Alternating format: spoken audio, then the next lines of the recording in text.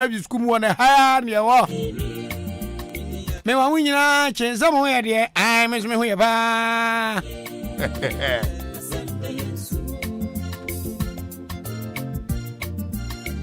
Jumadi a wuche ya feno Asem Dika nti sema ano odene ni pentimi nka na ye ka edi mpuntu oba no eno ne ye ka.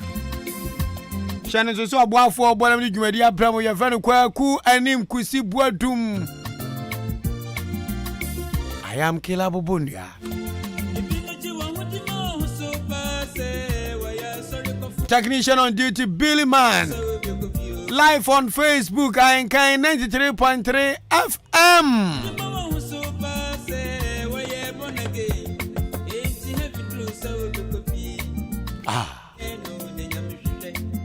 Asem Dika na ba so eya mimini da bia no pa no so apa media zakopma no pa no ndu. Atani ata ane ade bramo odi Ahenkan kwa am yabo a ana kwa ku anim kusibu adum.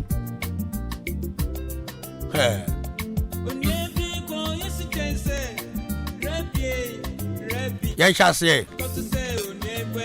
Enen samu pa.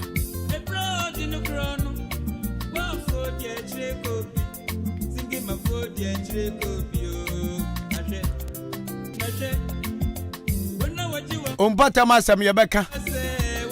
Dia wote no so bate. Dia yan kiremu ya de baba. Na Yesu Kristo nsu. Opete muate. Ahanianu mudi. Akwam ni kirewu. Rari akupon so ni bana ja samai. Ni panya.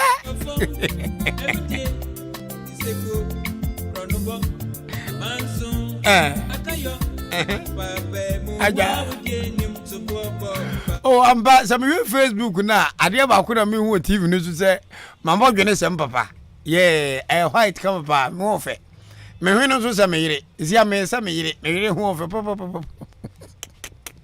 me say me yire elma pampa me say tombu kwa nim kusibu adu bra da na ha ma dwesa elma pampa no so say me over kofiane pa enti anche me mama ho bosu me ba mi nini mitinu be say kwabu babo dwende obo flexing ti ensam a wose ye ka wo yempatam ha no ene ye ba beka enti maamo asane man so akroso maamo ti anka obie ni anamase anyinam obi mo ti anka ewo abenase ne anyina se odan kwanta se anyina se amikro mu mesi kwadwape nini awoya akwa ho no ofiri ena minni akwa Afrakuma Studios achimabo abo ahani yebutuo do enzama motete ne ye ne yebekirem Ahenkan fam bompe na nkiremu aba miura ene osajufo amacho for repairing His Royal Majesty ochehene akra yapae na odehye me start interviews no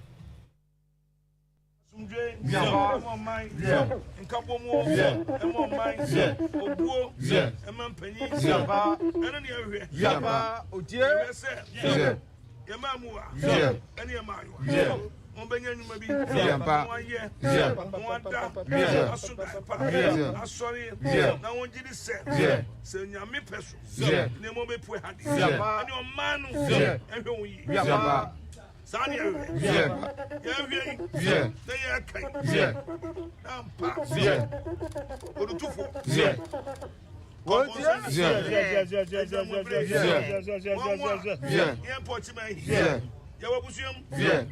Munyombwe yamba amonsre so ndi kotudwe abe pacho yamba ye don boni efri wo yamba so ye jira na nkabom aba na abase nkwada ko suku no buade na unsuan de na djuma bi wo ha won bi yamba ti ma kwasu yamba wo tie manto meza kwasu chebi penfo kwasu adisia kwasu ananum kwasu anema kwasu afidase afidase ofo pani ani asumfo atiame kwasu yes yes rama mo yamba yes mo ni boafo yamba mo mi nya bi ya dia ko Mwajira, say one so, and no yam, Abeka, Zamba, what's about Quasso?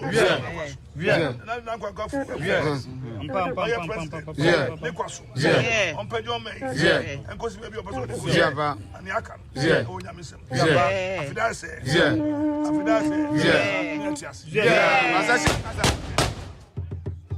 Okay, Osaju for Mocho for penny or chain anyway, a pie no na a pie nature in Simon say yes. And Quenin Kagum what your night say, Quamatane, say Achenkwana and Nubro would dear and can't call me a boa. Yanimo Eddie Jume Dino, Ebe Shasso, and the Abahan Semmy be our Impotama wood war, into Woody of a boomer, no one's a woody and the Diabomuno. Na Yahweh Pacho production listener, me my dear, my video, doom, my video, yedi here no nebano. Agwago pimo mekanim.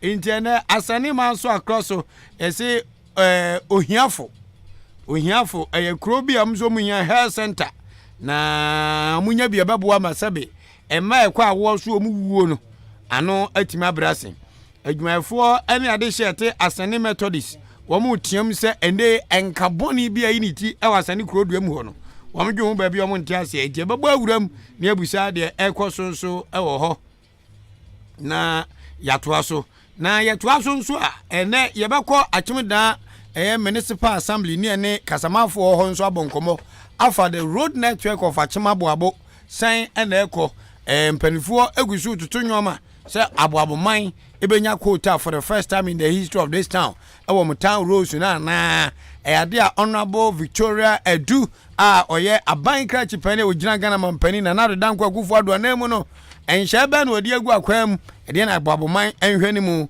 emfa emfiri ho ohiafo na yakoi ohiafo assemblyman a ho ye frɛ no sedo say ya mo achemo akwa baba Ahenkan na 3.3 FM so mejemuso na bibia bokɔ de me ho de ntese bo afi no wapi afiri ngorem right assemblyman to abama nansia na obu besa no me anto abama me nansia o ya ndru na ne kasai achima aboabo de hye na me wasubu a isi abe na me ya assemblyman amakɔ 2 consecutive time am kope PM amenya anti Adochaba Andrews enne kasai ono strike papa na se nim se Andrews die nka aboabo na wo fire ti ede na afi achima subu na udi assemblyman ababofo antwam ho ana Davi za nanado our president odie na so ababofo prodium so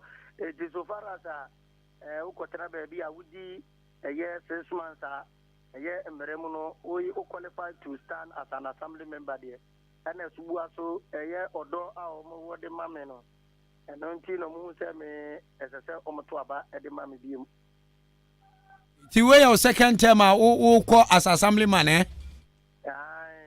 the second term me subu e bi sida so bi be assemblyman ya sa beto aba ma no asa assemblyman debi e bi sida ti na me beki the 8 no me pe hey Andrew Zanjami ngwa na ball waja ball no bokra na say because now a deadly striker binya bo le odi anka me hwe o se ka abebo abena wo de me be ko creator na katampo na nka makobo try Ghana de me mo me bokra ma bo ne vie bebre mi ndimi nkomanim Okay, now back to the conversation. The entire friend say, and you didn't say crow and I crow kuma your friend say ohiafo. E she waba to mpeswa say e o achim esubua. Na apomodiun sem no IBB ho. Wadaroma say na apomodiun sem eba health center na chip compound na etie e wo ohiafo. Mamintia wetiefo na mintia esubua ma na mintia ohiafo fo so na mintia penifo ohiafo no for the past 12 years me bedi wa na 14 years ma bedi wo subu na me ni omo sign no even I clear yimpo yimo friend sign drastom ebi ni ho ebi ni kroni so eni paso wo kroni mu no edoso ebi ni ho clinic bia ni ho bia ni ho health facility bia ni ho enti so bi yale ana wo waka wo bia ade se yade ne tra moto so from ho ubetwa more than 1 hour ubedu na nipa ne bra no waye nyame dia and to hold your more breath for the past a year. MP Olua Ebaye, me Asam de Madia, me Kona Mekakra, and Fa. Me bacho honorable Sedo Wadaroma. Na o kachire hwan ena mfa o kachire MC DC and honorable member of parliament. Honorable member of parliament ya kachire na maka ana ye DC so say ye ko assembly ye ko general meeting me rezi e ba say ye do adam atesa e de na hia ye mpeso asofo na maka. But I think say omo bubu ni egu o masuma atesa o ma pa atesa e ho de ye ata bato na ni hia ye mpenifo no. So munya anya abato na eno ano no wehu ya ohiafo asema okay achima subu ade ufra babo kwa less than 10 minutes ubedu ade a awo dada enipa wo ho omodoso ana ye kuro bi enipa be 25 bi na wo ho ena omo hu hia wonti na o prese ye benya chip compound ana health center bi wo no omo to aba na kura nipa to aba wo ho ko 270 eti fa ankola nipa to aba wo ho no omo to aba eti wo fa akura enkola be ten eti roughly open nipa wo kro ni so from enkola ko timpanifo so a there will be more than 400 plus.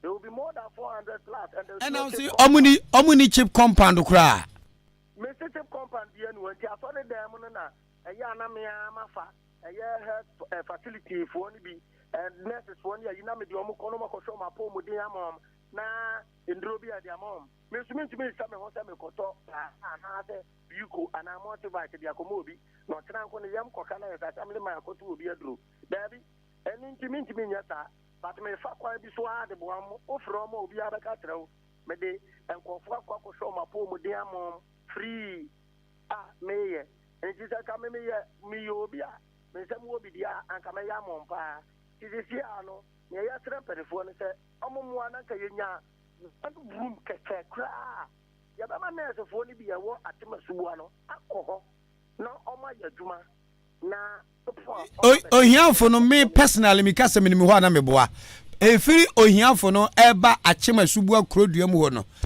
kwan wakakra emutwe kakra na se min sura me ka se fiti aboabo ebe se ko eye bakabi ina se na ekwa omutie bia anadwo da suom yare achi obi na se bia hyen bi ni ho a na so betima ehye on first ni mpa na moto mu ye na omama ye assemblyman fo moto yi obi yare a na se omo freme na me diri mi kafiri asubua e de me moto assembly ne de ma ye no akofa no nti wo be me moto na atete apansama ye doso because kwa ne nti de bia de nam so no aye doso enti ya asem anya Onyafu in Sofia. There are 4 villages, but these are the biggest villages. Because one will be any power. Any empanifo se ejabofo ne de ne nam ho apaso sia ohiafofo asem ne da apaso wadaruma ohiafo kromu no ye wo ohima ho ye wo ohin ho ye wo konti ye wo empanifo amuda krona no traditionally me pato yo ye wo bi ho ye wo ohin ho ba to ohin na fidim enti konti hin na amankrado na ehwe eye kroni so sisia a wo ho me yeso se anano omko ho a omne ne kasa ye enti omunina nanu ya enti konti hin a ene ohwe ohiafo kroni so no enwoma ben anamo ben na nanu ne panifo nso etu a omwe kwan se aban so me compliment na NCP na nsita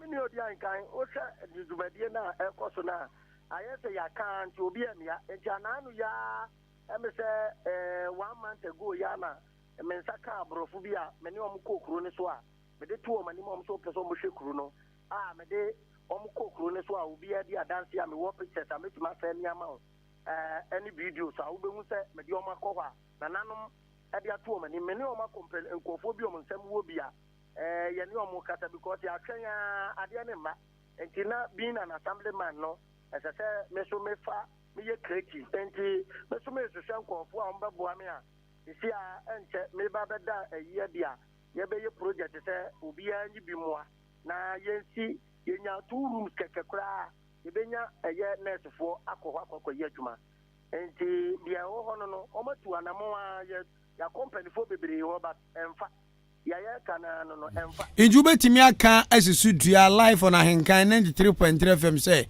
the honorable member of parliament Kwame Abuaji aka Oluwa and honorable Alex Inkum DC our asani man so across so omo ye aware asema wu kan edomanim womate womunim hu bi oh minu abema ya papa Oluwa de so wana sebe odi agro because ya papa ya papa be very finidin Captain Koda omu no ma sa se wo nto omu nim ni akoso wo ho omu nim ya papa Captain Koda ho na ne nimfuo na wo nto omu nim se clinic ni ho obi anim ni abema omu nim. You as an assembly member no what raise you on the floor of assembly mako assembly meeting and wait imagine na so aka amadi se honorable Alex Nkumate say asemi ye wahia sem papa odwo manfo ho ama wa ma answer bi manato akoma so say e bia empanifo so adwin bibi ho e de ama achim ohia fofo ana ye honorable DC na oka asem tre say yenya botre na nyame ya adoma eye DC ya yesimu o mbehwe na o ma ye bibi afa ho but o muka ade konkon wa ono pe na wa ma me answer but eye papa Oluwa de on sha danka tembia wo ka na o hwe wani ma no wetia ase obeye so onye na omo wa but honorable DC eye abo branti ono na o ka tete yenya abotre enti abotre nso yenya ate enti omunim ba omunim kromu ho se kromu ho awo ka obi anayare achi obi anadwo obi ho dodo na ekwan ba na mode ne fa so ehe na mode kopa yaresa na asem kase bi asi wo obi apomden ho a ma ne to ya na se okwa ahukire ma na ni enyan ya na na me ka ye papa ba ko wo ka no ba tinyame adom omo frɛ ye ne yedrimika ko ya ma yetibi ko so ano ma ye de ne ba e be sen ko eye esuwa clinic ama omo hwe ne kama na nkanya sa dia nti so obi ya lepa wa mesuwa eti efiada ana ye da omo ko ba bia nti efiada de omo babesen abaye clinic ewo eye suwa enti apart from that ne de mi hu yibia ye penifo na atu wana mo ni nua be ma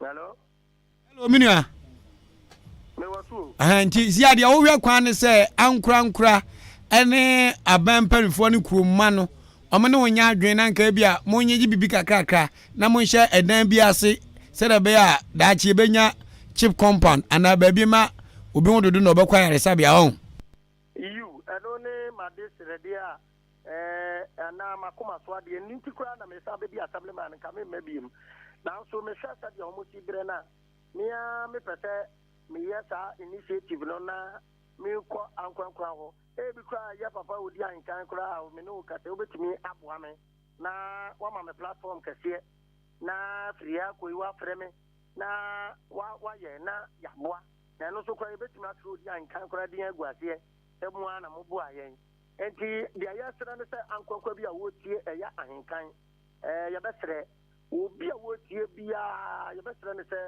o mebo ayen na ya so entiminya eye chip compound tutu bi e makro ne so na o mo bre papa omo bre ananu ya na no mo bre nsuo hu ana ye nya kuti e ba ho ye nya kuti me bona ba so papa bachu yo mati agwan bachu ya meme da ben fun ne be frɛ o 50 million bi na odi aye na duma odi meme da no pa hwelwa mo bia me papa na ni su firi aka prakwa yen botomo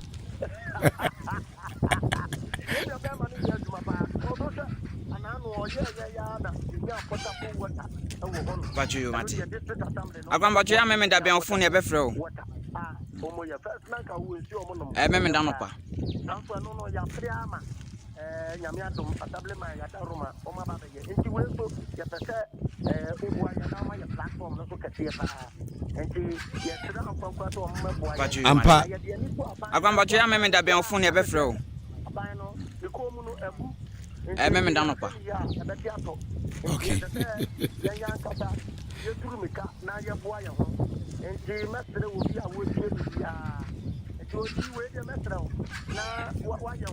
Bacho yo mate. Akwan bacho ya me da ben phone e be frɛ o. Me down pa. Okay. Ade a wo ye no nukuri nyame no me ba ochi dom me ma wo ho ase obi a minimum personally na sebe wo mprese bi a wo yi edie nimum o manfo a wo di o manimi sa assemblyman na wa dwen se wo be bodwa kakra na magege ntoboa kakra eno beboa pa momo hyase a ene be ma yen ewa akiri no nso no yesempo ana taku ana platform na wo pe no ebeti na ma senka some members nyina etu sa na mo ya wo pese otu ibia ebeti ma boa kromafo no ono mo nkasa no mo hyase muntwa kwabranto ma efie bia 20 Ghana 10 Ghana 5 Ghana na nso mpasa ase kuma bi na mo nhye bibia ase obi se mema mo 5 bags of cement mema mo 2 bags of cement me so me ma ho odin ba ba ye adwuma no bi di aboa mo behu a na ma pagya enti eno nso nche se abamu pelifo so be gya o ma bi honorable DC yababo na homem honorable MP yababo na homem na ye nyina na kakra pelifo se wonso woni nipa ne ahwe kwan a achim ohiafo monso benya chip compound ana ba bia obi wo dodo no yade me hospital wa masamai hospital no ana jude so mu pa na mafo taba hospital cause obi wadu adi banku bi na account ni doso na fa ne yama najo oba bia wotimi kana najo akola bi wotimi ye hia najo ti se chip compound clinic bi ni kromu ope ene nipa nkwa ubo ni tete na ni peu nti se o pre ape ayaresa bia ma ukura eya de pa moni adwuma ye nyina dia no batum ni ahwede be firi maba honorable sedo yede wase nyamishirawo we assemblyman awo achim asubua nkura sha achim asubua na se bi ene achim ohiafo na ohwe Facebook live a ene da ho no ekwan no da ho no quota na je quota ebino no ekworo na abu kura nya quota okro mu hiafo mudiri eta me frɛ na nabi okro mbutan sɛ ɛyɛ hiafo ne yɛbo malugo guo ne frɛ mo hiafo na sɛ bibi hia me o ma mi bo nyom ewrade bibi hia me o bibi da makoma so wate sɛ wo ya mamia meda wasi o sɛ wo ya makoma so ade mamia medase hwani ane ne beka sɛ ahoma isu yi na yatoa so ɛyɛ mia me DC honorable Alex Inkum Accra memo official po na say ye DC fu adi me list ni ma na odinim na me say eh Alex Nkum adwuma no abonti na DC fu ye yomadi ni di amamu ana say utri na ye oh ya be ka be say ni mi nyira utri na ye na adwuma wa ya so di ho adanse won because me obi a wa ya adwuma pa no so ehu papa anu se mi kwabu akwala ho na me kwoto baako ene woni me kwahye baba se awodi hwanwo mama ye still ya imedi ndwinwa mente ase na tuti ase so na je so wanwe ho ehu ni nyina ye nyame mmom ho ban madwuma ne de ede me envi mu na so vieti wo mtimo fa na saa na tamutikam na utidiem did na with the yagmo a Unibank na what's the same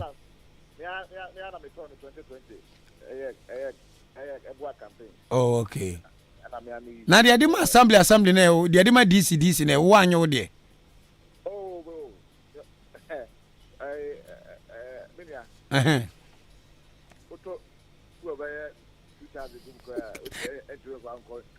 very full nyina nti mpe won wasem it is our park na assembly ni dia another e wodia anti mino so na kwa wo be ja assembly no oh there say minimum now your businessman sara be adwuma nti enhye da nya me nwanwa sa consumption nti a ho anya nya taste Okay. Yo, enye test dia Asem bi da pon so wona ya banka chipani ugina Ghana mampani na nado dan kwakufu ado name asane manso across abato mpeso aso. Kro ba ku efe na achim ohiafo. Be ba cho ehwase ana. But as I know, yeah, ohiafo no enye yendianse edin new town. Many Ahenkan ohiafo yenti yakasa kro no man nyina say no new town. Oh, okay. Because we gonna miss baby say identity efe no ohiafo. Ehiafo na gu ana bibi ne hiam.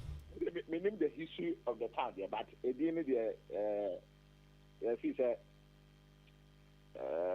otu TV na literally no and seven ko ye asese bi no ye new town.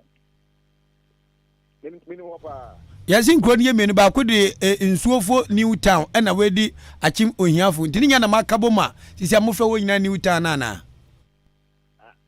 yo in Sofia and yo sa ohiafo no but side ebi ni de o man na yente and send new town. Okay. Yeda se pass watch mu dia man honorable. Yes, I ne honorable Andrews Joe. Ono ye assemblyman ma achem esubua krodua no. Na wo se eye sesi akura wo se afa na new town. Omuni cheap compound, omuni health center.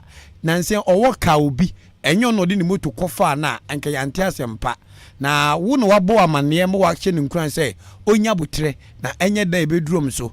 MP de oso ka che na MPC ni tiasa na wahu nanim onhye dan hu de eba ene ebusa se ampani ampa eye no kure se kuro no cheap compound o health center o omuni bi ho Yo me nya me da se anopai ma tete na nsen mu meti se media fo bi ko ho ma omo ko interview o man fo no ana omo kasa na omo yenye hwe ma omo na omo ni cheap compound na in fact me tell no but sometimes Kuno, you want my dano, and she said, oh my dano for no aunt Kabibi. Now the other person be a Osha now the good two and Samania. And she then say, I am a politician, yet you can't not in Kaka. Then mom said, I could play if you could, I know Kata, maybe a man for my phone and not a alcohol. Naka makat menene diploma abitano say ni aroka say am MPP aban ya na MP by yan chadan ye bibia ma gato no ama wa na aka na say obi na kasa wa no naka babita nya krono me bedi disi because ansana current state so okwa ekote krono ye yenko ni no a share a subua talent lecture no ate omuni school no fara na nya ko school wo Ethiopia na ye share le ba ni hu se school no nkwala no ebre na ntifita area wa sama mako Ethiopia ho no mo omakwan Nya moto kra ntimi nkokoro so moto ebi se obekọ ho no nsu ewo ekwan no so no ejo twa ntimi fa moto kra mfamu enfenko so acheche kwa na study won nso bia nso twa omo nko school because ekwan na ti it was just a footpath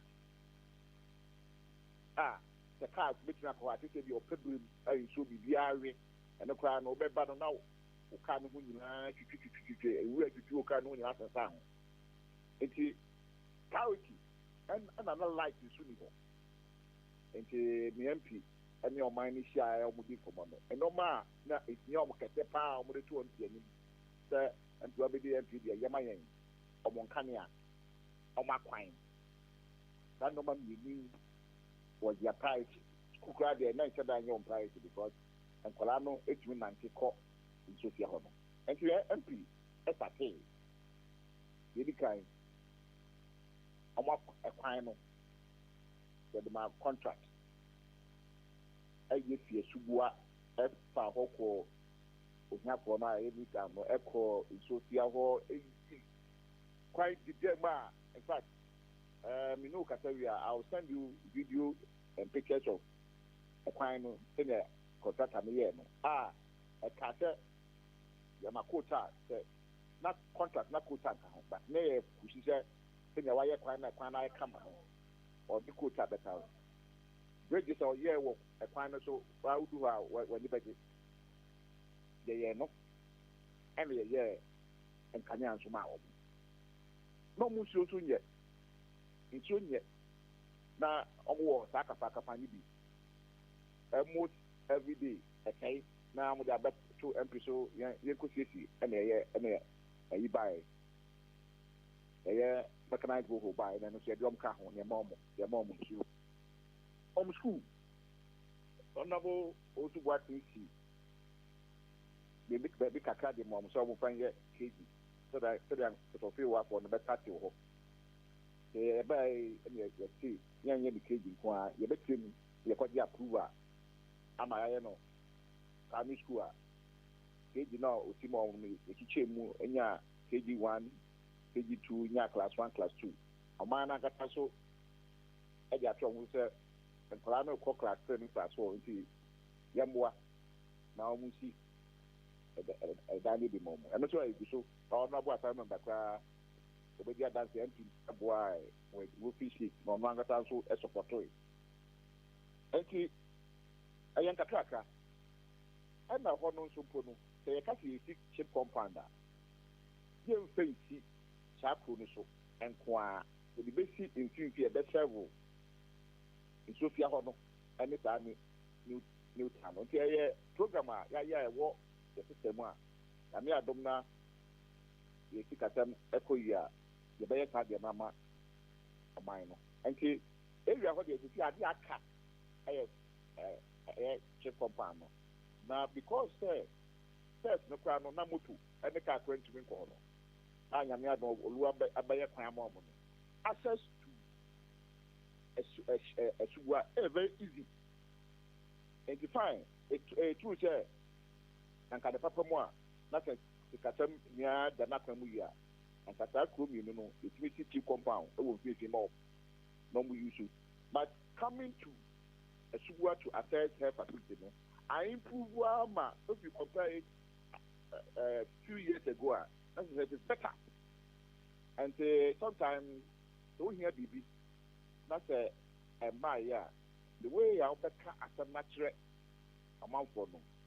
You do it when you take up for that. It means you come more. Oh, okay, empty. But why you? Babaya, you swam my end. You need light, Wabaya my end. You need school, almost Piatia my end. You need that fine yet, Uluabaya my end. Mum, the idea, yes, and I never quite car, so you're my end. Now I am money in the end of that. Yes, the check compound. And you know the Olua fan can't agenda home. That's you know on your mind. Okay, say I say what show appreciation. Why show say what the pana you be? Now I can't be about what man you know. But to say what's it? You know, people you turn on fear. That's say at the way I hear. Would I and hello. Tio pa honorable my dean and me says me got to your mama. Wow. And she company there. You say a good year. Omone in Sophia. Yeah, a Franca. You pet at the middle of Star in Columbia. Now, yes, now, I support Star in Columbia. Now, almost I are and I know I easy a moment. But for now, dear, would they compare maybe a coming to a sugar to assess her facility? I have him kind of. Okay. Now, the amount for a more can say the okay, you know, when we say honorable assemblyman in the Casana one chronicle. enyoma party say akwan enkane ana eni ho school dan na bibi o wa amoso ma be hyemu kina na mato aso no ane de wa amoso ende wo kan wo dibem wa amoso afidie iso de na ehia no ne chip compound ana health center eni ho no mo kan anadwo asem say envansi are chi obi anadwo de suo mu a ewomi say mo si ekwana e mo trouble from New Town to Achim Esubuano. Senga mutimi ma timelines bia senka bebo se nyoma pa ma ye nyina ne health center no ana chip compound no afimu no be da ben na mbetima ahya ase na nananam so mama asase bia e ba se munye sika mbetima kwahya ase ho ana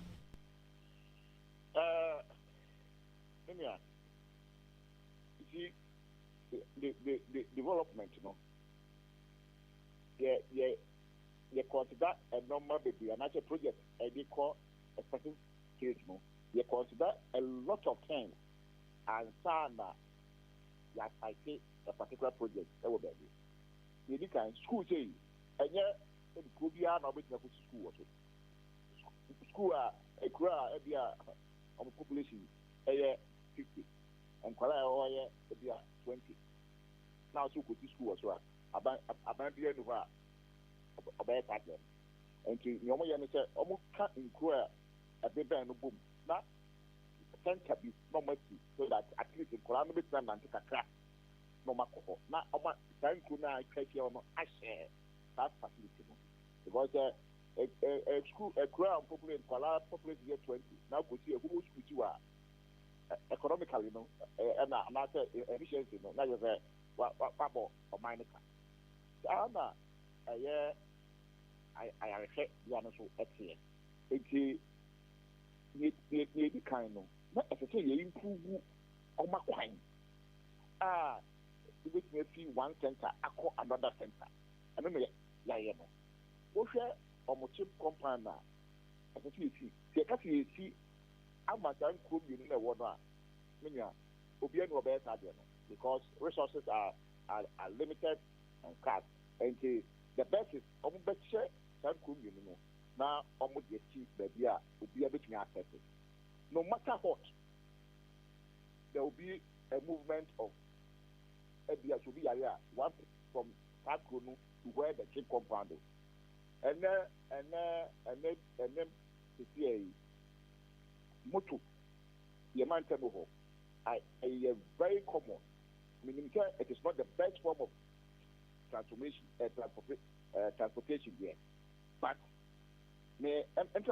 would they compare a maybe a chum and 9 in here a chumuna?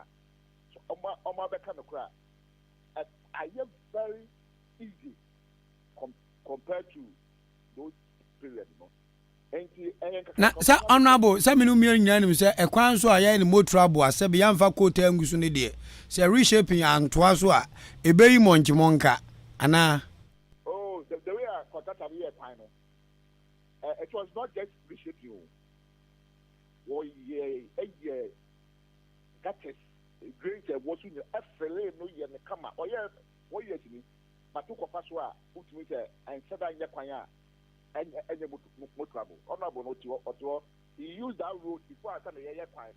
Because not he has been in the sugar for a very long time.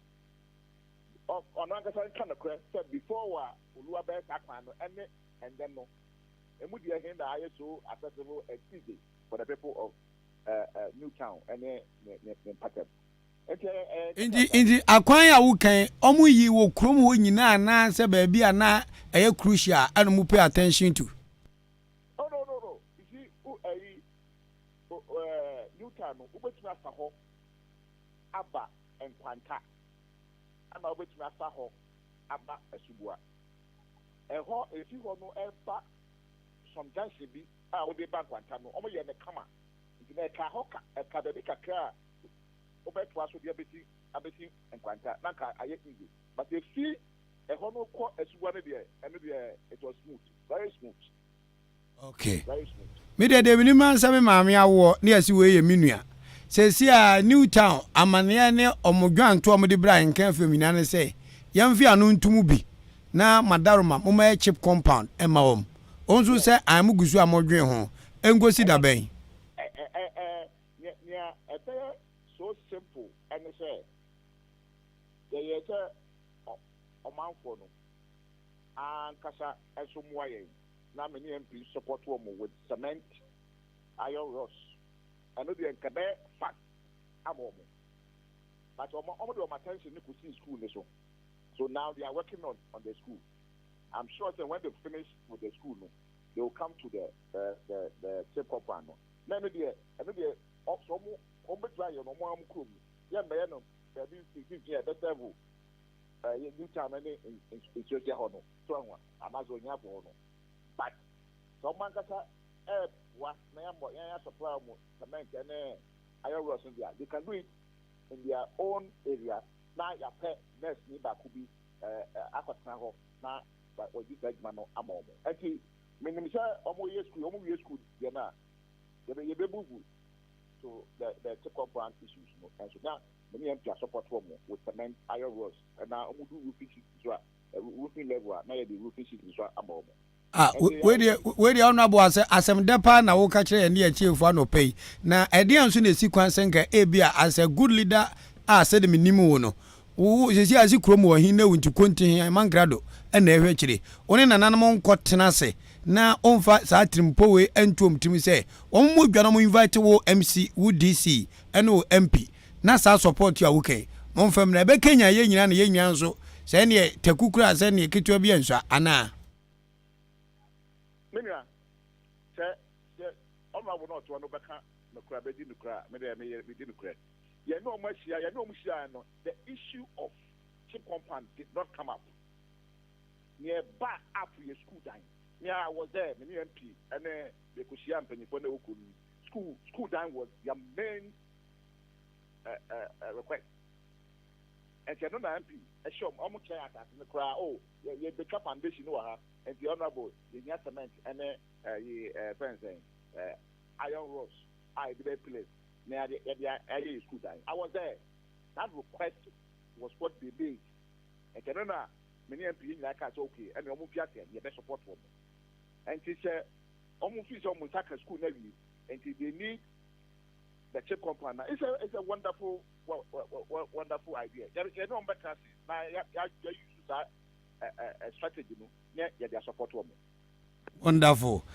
Ye jauba na yemfa we nwo na nsere ye jawa amanfo nso message kakra o Facebook e be kan ba kumienu miense bi so answer na o de amai channel so ani ononyafo Alex Inkum asene man so across so ono ye aban crash penny DC awugina his excellency na nado danko akufo ado anam to nyeni paketo a ene ne kasa no ye ba achima sene a asenefo se every bata bi ba no bodu method school mu ho no ball ano se de asie him ene men kasa mi ko gina ho honorable hobon papa I want to share say madam masa ball e na you Facebook yi anamo ben na on the assembly no mutu afa ho yebetu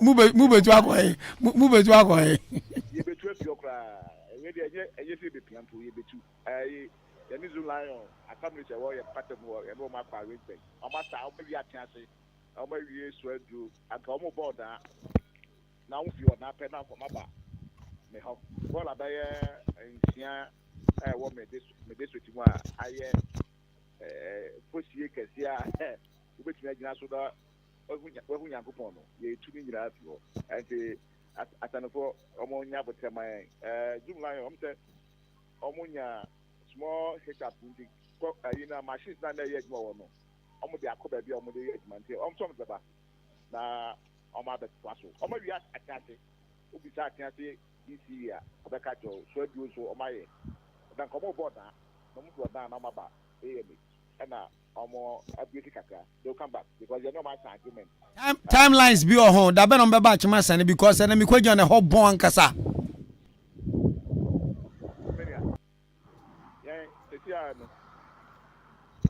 Mini, I'm not the final way I make a check. Samina may be a but so one now can say ye betu that nice a who can be. I that's what ye betu says a minute arrangement contract. Yeah, Zoom Lion. And I come in no responsibility and I come in Zoom Lion for Oman Cham Dapper Chomba betu on. I'm a make a say. almost here, almost here, I can't see. Almost persuade you. Almost board now, almost your time, no matter. And you on board now that bay, no more bass and it that bay. I maybe I'm between 5 and 9. That was not. I'm out of the after you can watch that. I'm out of the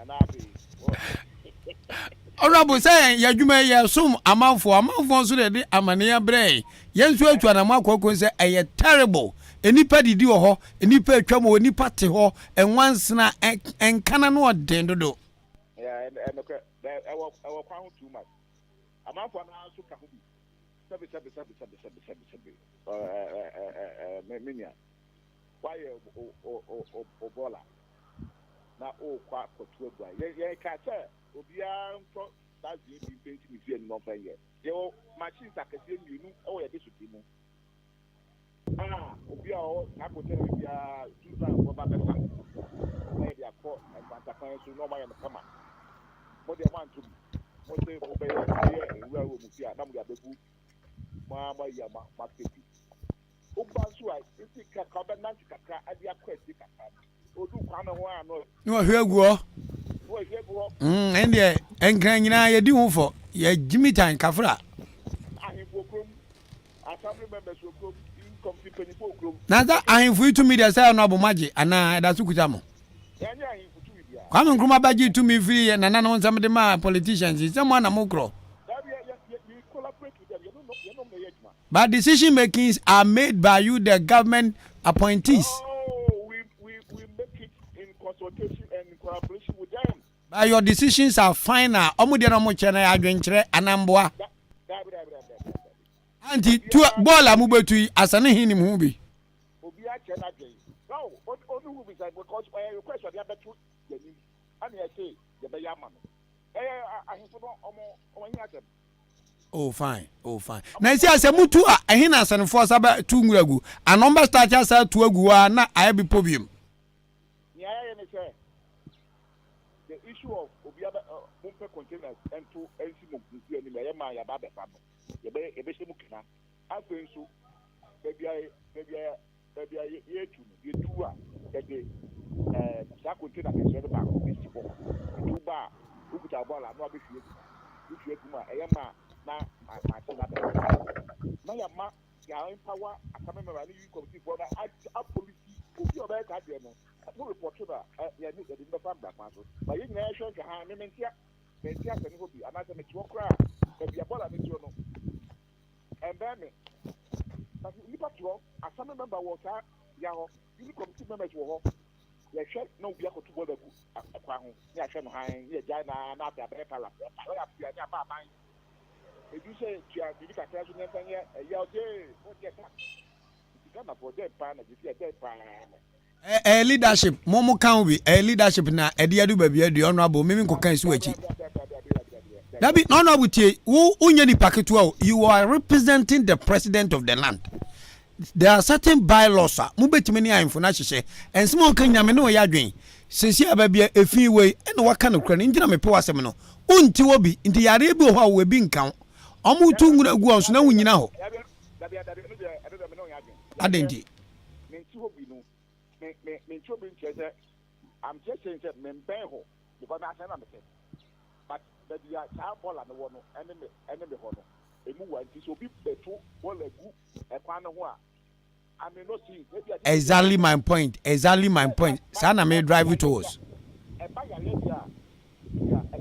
And the and when more leaders na do o man ahyemusa no mo na mo ba mra me odi anka metie me ntimi nkwa hyemra wasane ball yi ho ba wo DC wo hyemra sisi obi busu a you can pick the person on me boana yes emra sanitation emra wo hodada e wo aban mu e wo antana atiki down to the district level aban kruso e wo tell to ball agu bia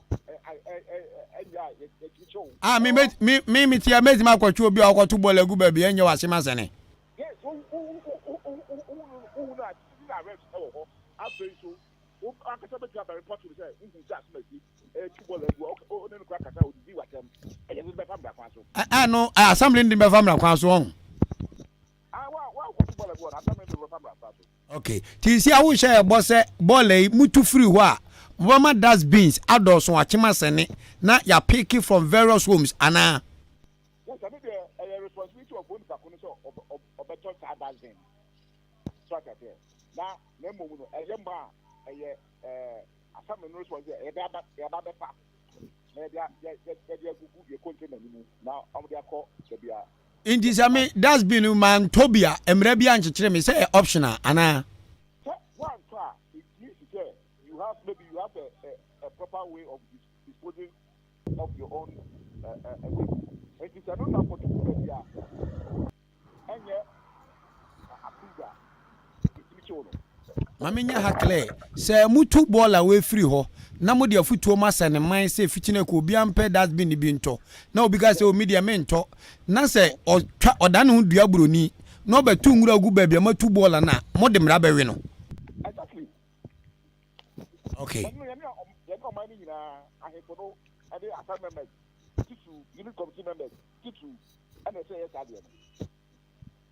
Okay.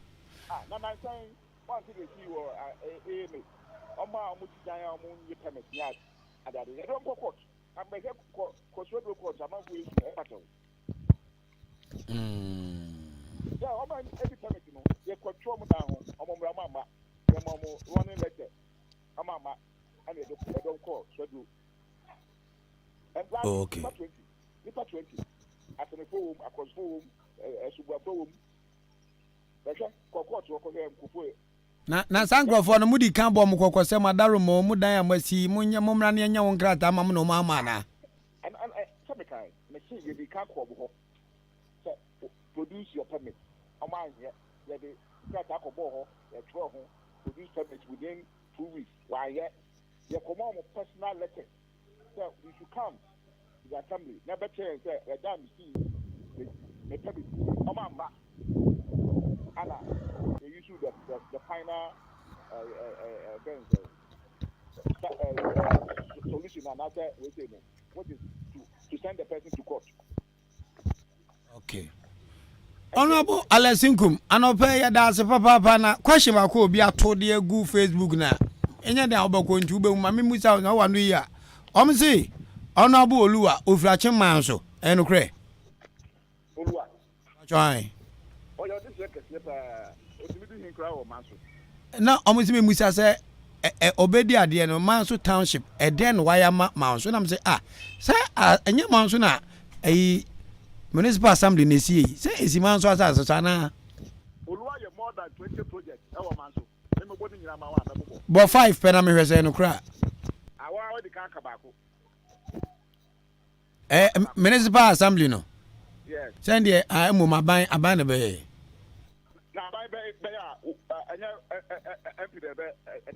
say aban ka say o the district assembly ba ho de enye de a enso si office ma o na officer because this is aban ye nya no machi office and office no can be assembly we district officer you see abosana number 1 number 2 1 and 2 me kwa maso nya nya sa eto aso biasa ndi Oluwa ka bi na munya atre no nanka number 2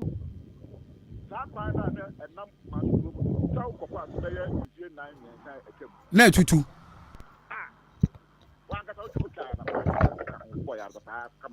ekwa na tu ameka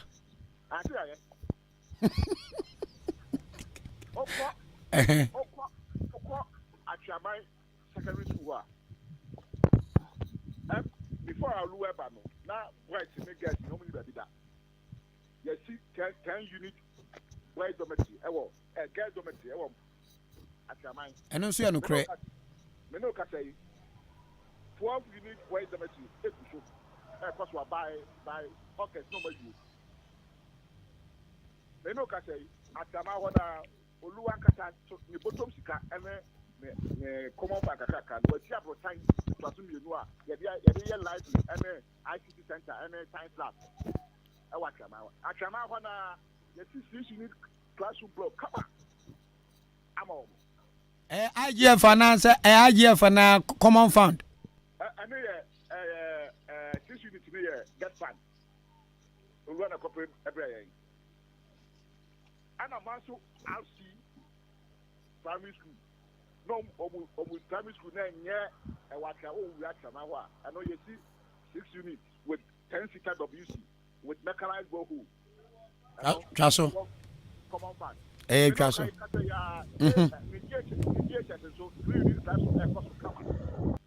Okay. Meno kate oko council clinic on you see laboratory and then a nice theater for them. Meno kate me DC me resident the me behind dying. I was this I be the other me said you 2 million yeah. Baby you should be found na. That be to be man so I me back baby you be found. As I would not be able to put them high them up. Yago. So see I'm no kate you see abosan this me resident that you are not trying to manage with I abosan. Sa residence in Musi way. Yes you man so clinic netio. We enya dan ko da address here who be oda pen oda honorable ayi brasukufu prenso ene yesi DC office de man be pemine ya nwie we dey met me no atu challenge July ye ya yo be ya size kan munya free he ban na esi anansa IGF common fund ya some say sika ye ya idea you my common fund idea. Enti yesi edan ma DC ya wo si July ya ba mu be wie metre man sanda me time aso Bobon from akakra ho me bom from ye wo pupu di ho ye party kakra so amafo pechep compound o de ko party that you party we say yeah le peke kan start ni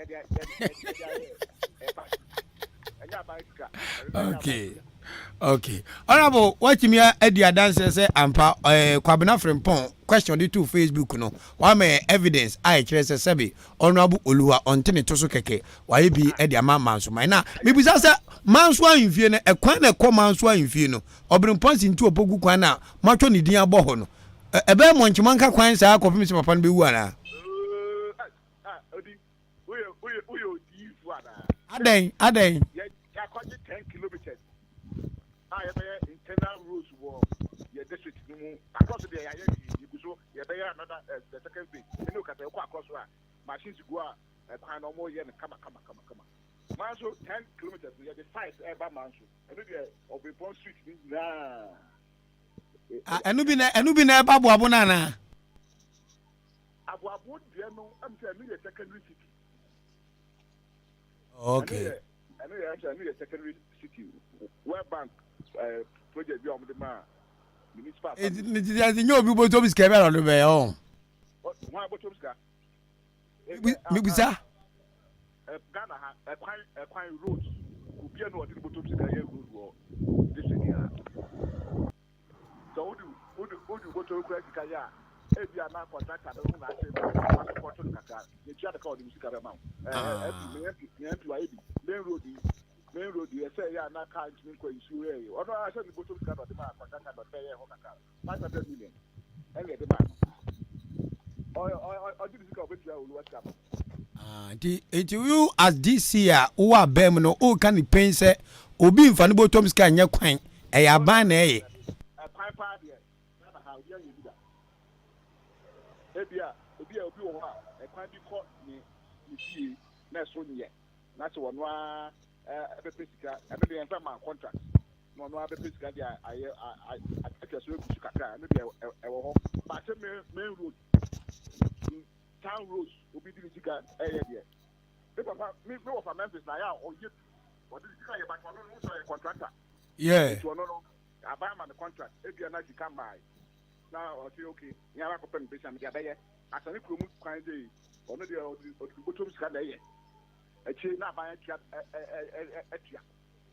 and yet, or the around bottom scan. Why, yes? Okay. No, they are come out my own. I buy me crying. Go out here. And my ex, and a calendar. Come on. I buy the house. Oh, if you are not buying this guy, you have my this guy here. So how this guy am I here? And then you are there.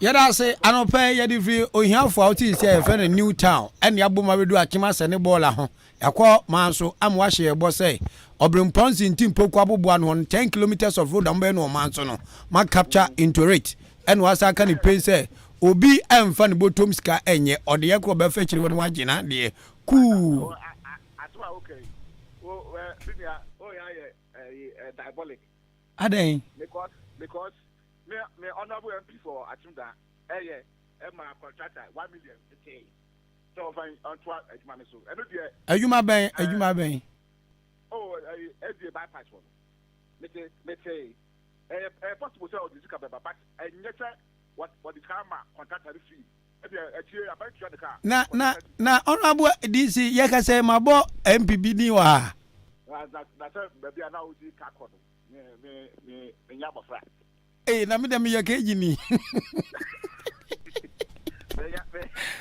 question na me busa na ma me answer sabaka me say main road near the adebie obi enu obidi sika okay wo dia beto am kura me nya aware de menim ni say bypass no yaguso nti wo say wanya ne nte say honorable Alexander Kwasiakwa MP for Achemudan ena de ni botom ska ma contractor na ogu bypass ne so ana sa na pese o kiri mu ana yes me say ba wonim te unni evidence ote say be dia on this kind of man and but me say honorable MP deputy minister of health designate the bottom ska about 1 million every support contractor and contractor no so kusu but that is can you ready and you na buy TI and you know honorable akasa me say okope sika and not the man. Wow, that is very good. Says I tell I had the papa. So no. Why are they me say that no. Oh yeah no. Very good. Me mom there. Say make evidence me more what the check man and that's what the end but na say mo me no ya dwen pass sa pepepe da just because yeah pa kwan ti say ordinary sika beboa na ya ye na so ba mfa so ma odan man a ese ebo na ba so yeah that dey the son honorable here the honorable yan na say wo pese wo pe kwan bi so bo na ba so na wo de be hye me kon na say me na man kan ye enso me no na e ko na e bo Jack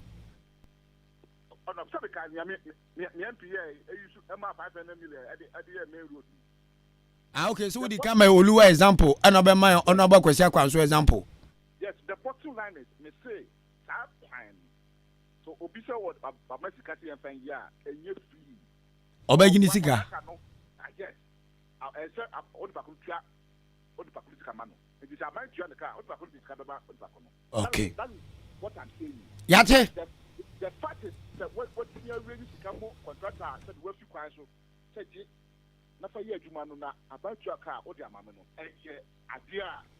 a step in the right direction e adepa a obi a was e bona baso yes the one there honorable Kwasiakwa me bona baso ya da say afia da Asem kan se be wuram tu de fa de ni si a na yemfa yen so ye de me wo no why e me kan Asem ma yen me paso and then last week me ko so me sa ko di fufu first na ka ko fa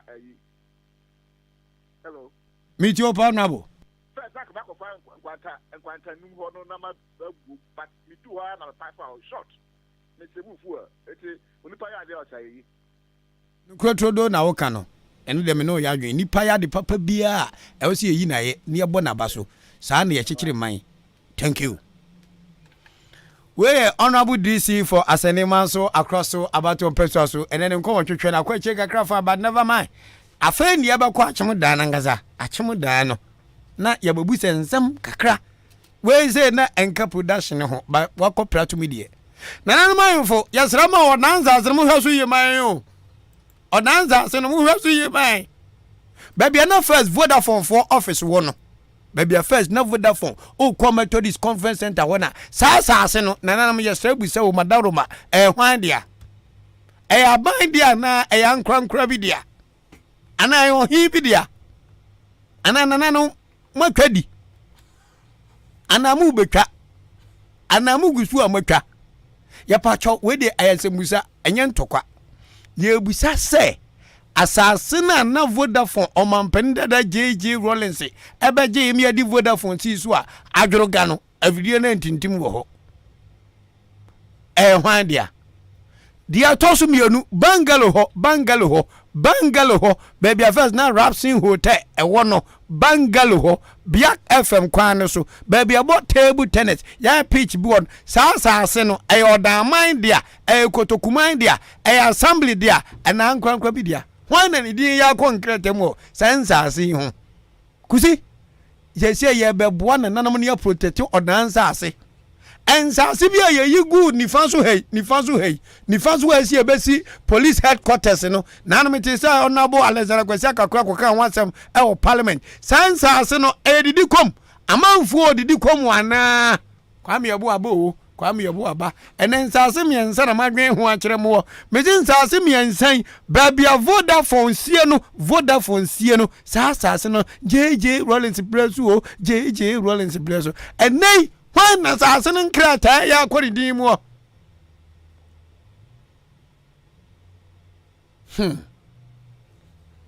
osi ade yo Dr. Frimpong Manson kotokura akura kotokun sase nyina woni oba hema na na akua santo a mu na ehyamase o mu na ehyamonza mu na muka se mpu a na epuo ya busa o ayakwahan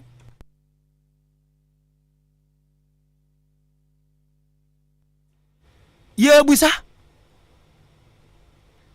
sa de enti utwa na umusa se odan bangle ho eskafu amantem ho no baby police commander wo no sensa sine gu ho no it me bo table tennis you go pitch bi ho I say recreational center bi as all concrete children's park I don't know me can be mutu ni din odan children's park sensa sine why dia eda so your man dia na se edidi ko obi diem Vodafone or the feather together Vodafone feather together odan dia no why dia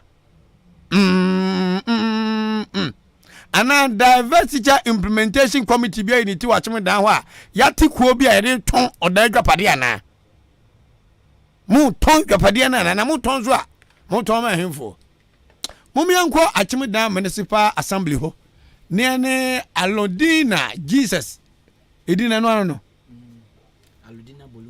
Alodina Bolunga Jesus Christ enso tenyo no bewuje yenkwa no Jesus wadaroma yamwachi o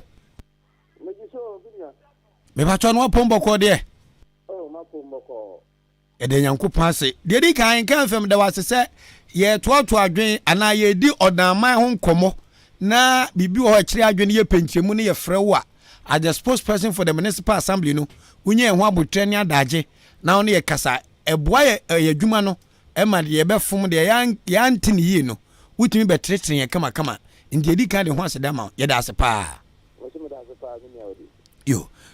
yo nanu mu ho ne yenya ne ntese achem aboabo town rose kakra sama oda assembly no led by the honorable MC Victoria Edu and an impenfo ayen hye say yemfan kwahye World Bank ase na World Bank project ahodo mo ye no ebi nso achema aboabo so na yakwan yangunu quota aman in the history of this town achema aboabo misemi busa o sana montuo no me mani twa sasem no so the obokrata the Ghanaian Times say mo ya reward contract no kura to Memphis nana kwam danso awofru achim asene no aba beye me pacho ababofo ohwe kwan se sa da yeso no ebebe me busa wo say sa program na nhihye no akwa akoduru he ebeba so ana enya amaso yo mini odi ana ko yedi amidase na me nfa akonya so ntia Ahenkan atifu na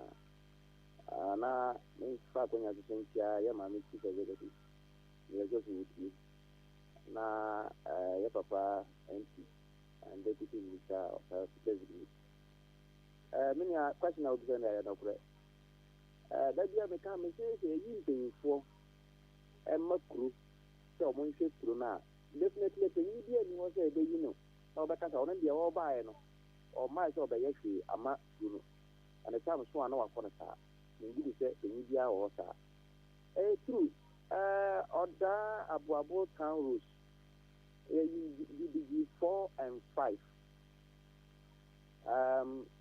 yeah assembly led by the honorable chief executive the able honorable chief executive say some selected rules Asim Abuabo and Oda. UDG 4 and 5 Ghana Ebano Yemfa Enquiry project. And fortunately, World Bank and Minister of Local Government so approve here. Emma advertising said all kind of Ghanaian time. Fantastic definitely here. Yeah, in your opinion, left is almost obeyed here. Now, so Babia said I did, Babia didn't, but Babia did the same. I can't say local for defending. Yeah, for defending, yeah, then they will give what we call award letter to the contractor to come to site. If he may share himself from now to the end of this month, that may be this at the start of Abu town rules now. You say Abu town rules now, and also as a lady to me, I am a kama bushi put up. Ama Abu Mises, so I will say, yes, something is going on. And I'll share assembly. That is not the only project we are doing. There are a lot of projects under the secondary city support program. Yama chief executive. He has a lot of vision for the municipality. Or person that can so there will be something that will be used. Say, oh, Yama chief executive now or chief executive Yama ABC no as well as the honorable member of parliament. On the 2 weeks ago, honorable member of parliament for Hanover 3 projects. Yes, it's also a very great development to the municipality. And also, apart from Abu project, now by the end, God willing, by the end of this month, I will be hand over. I'm a contractor. There are a lot of projects also going on. There were road projects, airports, and also contractor, and also by the end of this month, the put will be issue. The main road is called, I think, road. Officials and my also you have good break,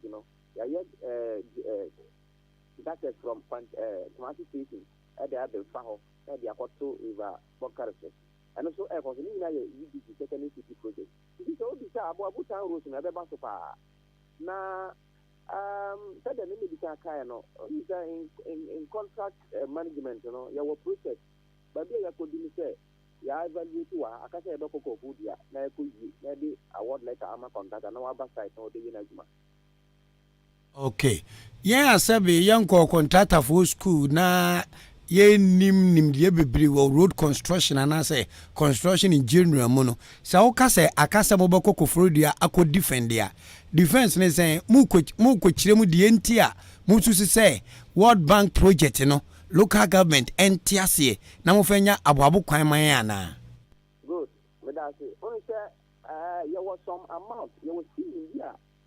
But municipal assembly you knew kwan say bit me award. You cannot borrow your so this how they call region. Now region 4 82 and sana wama award no.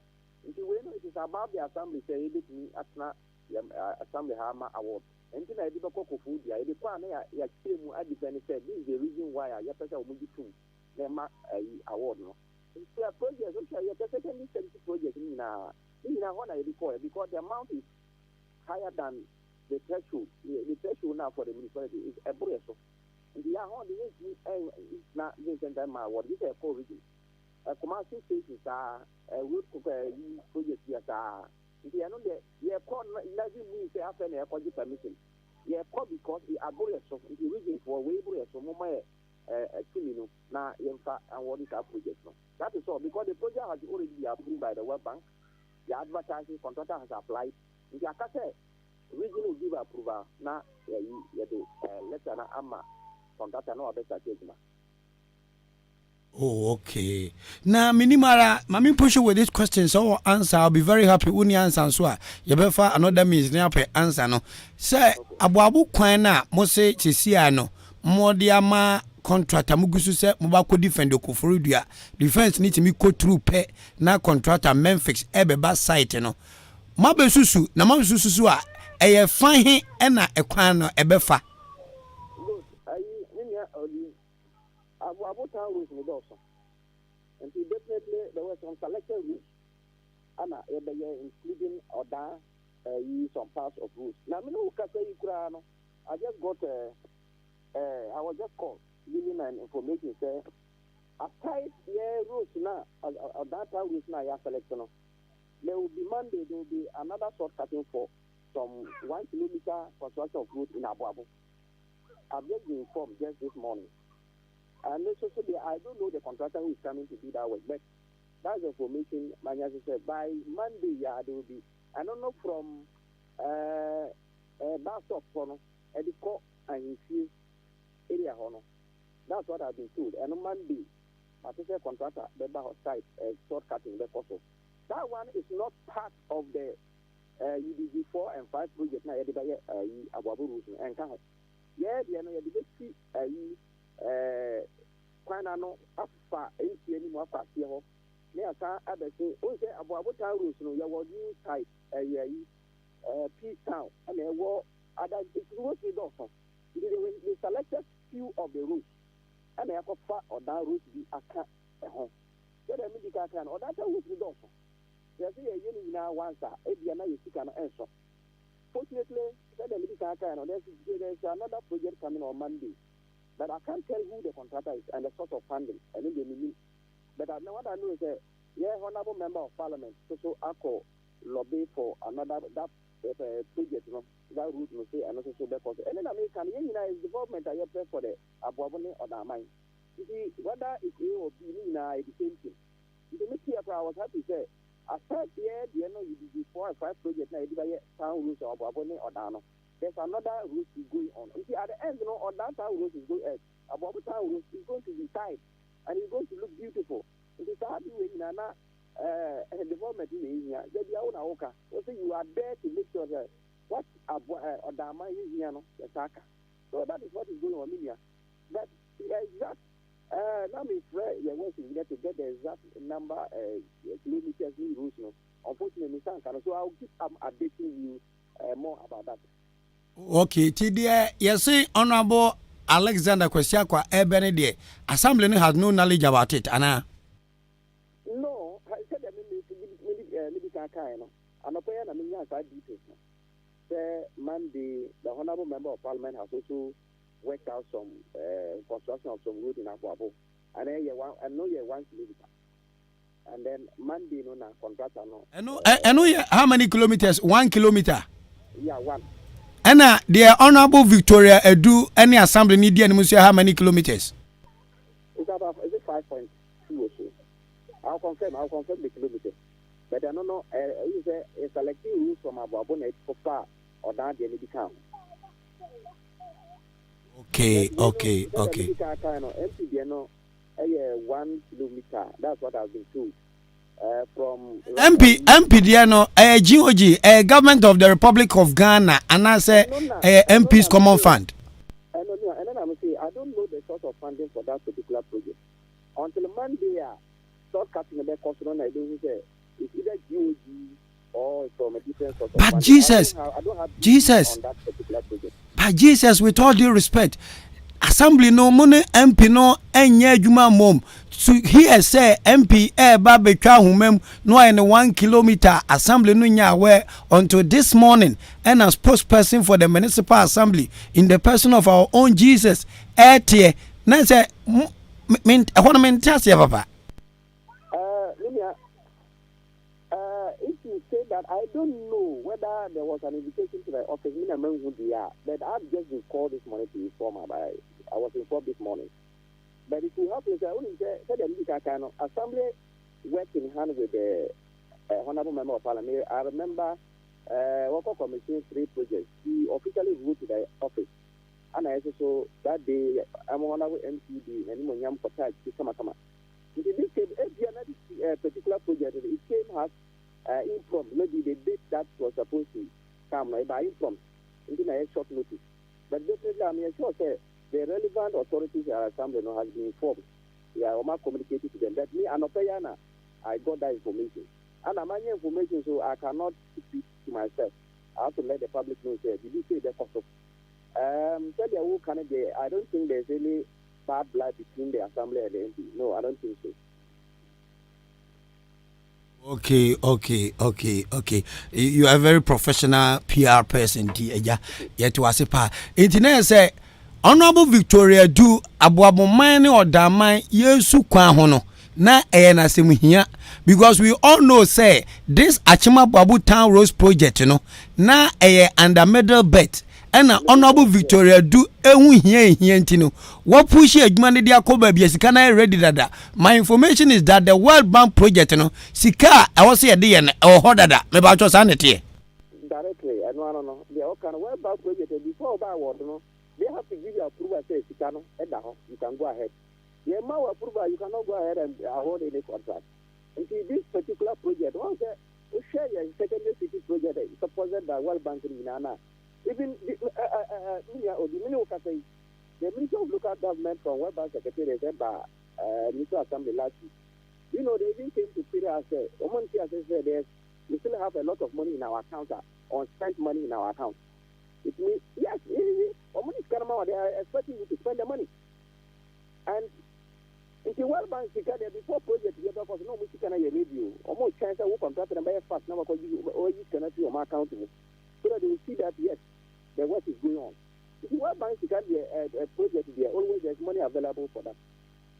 Jesus, as the spokesperson for the Municipal Assembly, about for 7 previous and yet you be that and it's Uncle Moya and you twin. Ya bet ya Sophie in Abba for more abo, ya bear quan nanny. As somehow kind of was 100% because it has ever happened that the thought, the cafe thought, it never materialized. And now we know it's not what do you call a direct use. It's a source of funding here. And that is really kind of when a metal account to my you have access to it. And see, before and the project they wrote to us yes, we can go ahead, advertise and award because there's funds available for the project. So, hold on. I know some of the assemblies have already started. Of course, Ahenkan secondary city projects. So, there are rules municipality. So, for this particular project, the money is available for it. Secondary city project ni biana. Dear Achim so for Ebenya bin and Webin Ababufon Yebenya. Achim is not part of the secondary city assembly. Secondary city assembly is not sure it's original. We are only 5. Bolivia, TB, or domestic crop. Okay. You see, it's only 5 assemblies out of the 33 assemblies. And municipal, this is in town. Okay. Inti nyame oduma Monday edwabo honorable Alexander Kwesiakwa ebebo Achima Boabo to commence the 1 kilometer road no a odema aboboman no. Assembly no be fully represented. Oh yes. I myself will be present. I'm sure honorable chief executive will also be present.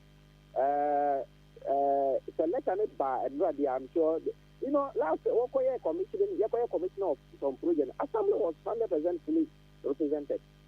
Because you see, the visa cost the honorable we shouldn't forget that the honorable member of parliament is a member of the assembly. He's a member of the assembly. The only thing is that he has no voting right, but he's a member of the assembly. Exactly. Yes.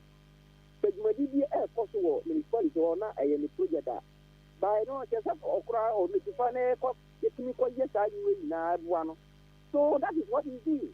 An assembly will notify you. Oh, this is what is going on. Okay, inti. Then you come and join us. Okay, Mami Zamfa we ngwana musa. Say dio nyame aduma obe dia boaboa boman adwa dai no. Enna no pe na wunya hint of it na ususu say bia other members of the assembly ya we na bia wona wunya hint ne enna no pe no. The World Bank project initiated by the Honorable MC for Brim Central, Honorable Victoria Du, ama yenso ye baba benya town roads no. And also Honorable MP aware. I said that project is coming on an SSA. There be aware say Honorable Victoria Do any assembly no so I work it through the World Bank abu mine so ebenya quota we krom ha. Oh yes definitely. Wonderful. Honorable MP even called to notify this the intention of maybe assembly to carry out use the 4 and 5 for which definitely. Now say World Bank project was World Bank for kilometers near saying. About 5.3 or so. Okay. I'll confirm and then give you the exact kilometers. Okay. I'll confirm. But Yo. So far, every weekend, I will update you every bit of that particular project. Next week, I'll give you about how many kilometers or down how many kilometers. How many kilometers now? UDG 4 and 5. I'll give you details on that. But with the flyer now, you say air fly around, say Honorable MP, we saw nothing about the Honorable MC being part of this project. And my mubia you're taking into to say, Nasa Assembly, the MP, any Assembly members, any MC, any air running. Tisenka 1 kilometer be unity, every Honorable entire. The papa, about the Yancy and Yakwan papa, Saka Kamunano, if you turn the Kuyantin Yakikamu, tis a MP baby, na MC to baby, the pa. But who paint picture be say, oh, be a come out, be at and once, but me why picture flying so no a flyer a dear he will you you who anything about the Honorable MC Anna. Yeah, flyer now kind of I've not seen it, so I can't comment on it whether MC is there or not. I've not even seen any flyer now. You know, because I know now I mean who said there's any flyer. But notwithstanding all this in there, I don't want somebody to sit somewhere and decide that or agree that there's something going on or there is some. No. What I do is that, politically, I can't talk much about it. But what I know is that administratively, everything is moving well. We did who need to be a course of come pa. Yes. Okay. San ye nyampu ye penwa. Na manya presiding member watching down. No, up to now, you're not a presiding member yet. The assembly near then a running in the absence of a presiding member. Unexpectedly, the assembly is running. But the challenge is that you're a presiding member, but now all the subcommittees would have been running, would have been meeting to discuss issues, like the municipality, like FND, other West Committee, like Committee here. At the end, you call General Assembly meeting. So that is another challenge. It's a serious challenge because without presiding member, other issues cannot go on. But administratively, cost of. So it's a challenge. Yes, it's a challenge.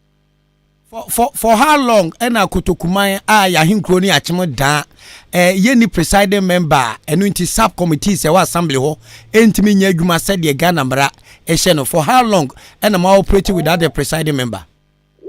For presiding member issue no. So the last we have elected assembly members. We are supposed to have another government appointee 9 to be added to the 18, and Sana they can elect a presiding member because the elected assembly members in Kwana for transfer will be the presiding member because 2/3 of the total number of the assembly is 20. You elected is 18, so there's no way say for transfer will be elected presiding member by the law. If you are waiting say the elected appointees, the 9 to be added to the elected presiding member. Now other committees also a form. The issue is that appointees are not a part of the assembly yet. Kenya no be a issue here in like everything will be moving well. So the issue is the government appointees, and that one I cannot talk much. I leave it to the stakeholders to work on that and then finally get back to us. Is it likely say a few where election and super query ya anhwana achimuda enya presiding member? I don't think that me after minister. To me, I'm praying that maybe by the end of this month, we can get the appointees now assembly now running. I said I don't play any role in it. But so I'm just saying that it is my band and not assembly no. Because there are a lot of issues that need to be solved. Or that may chance assembly make my transfer. Now me what I say assembly members no.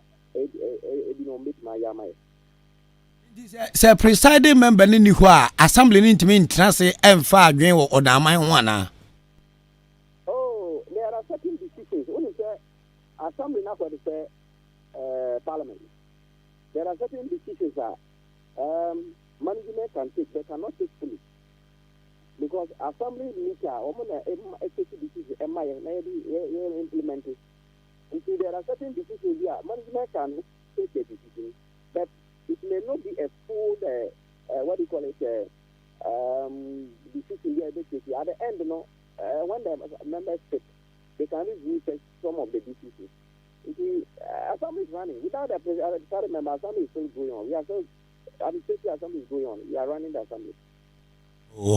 Okay, you are running the assembly. Say assembly be or now need presiding member. And how bang and a demand the man for nine crowns to say the former minister for roads and highways by send come over now or damania presiding member still and also amfa. The former minister of roads and highways, Yetapa Amako Atta. Yes. He was designated, and as I want now be representing the present New Great Assembly. Yes, on the buyer. He came, I don't know what happened. During the swearing in, the elected were sworn in without their appointees.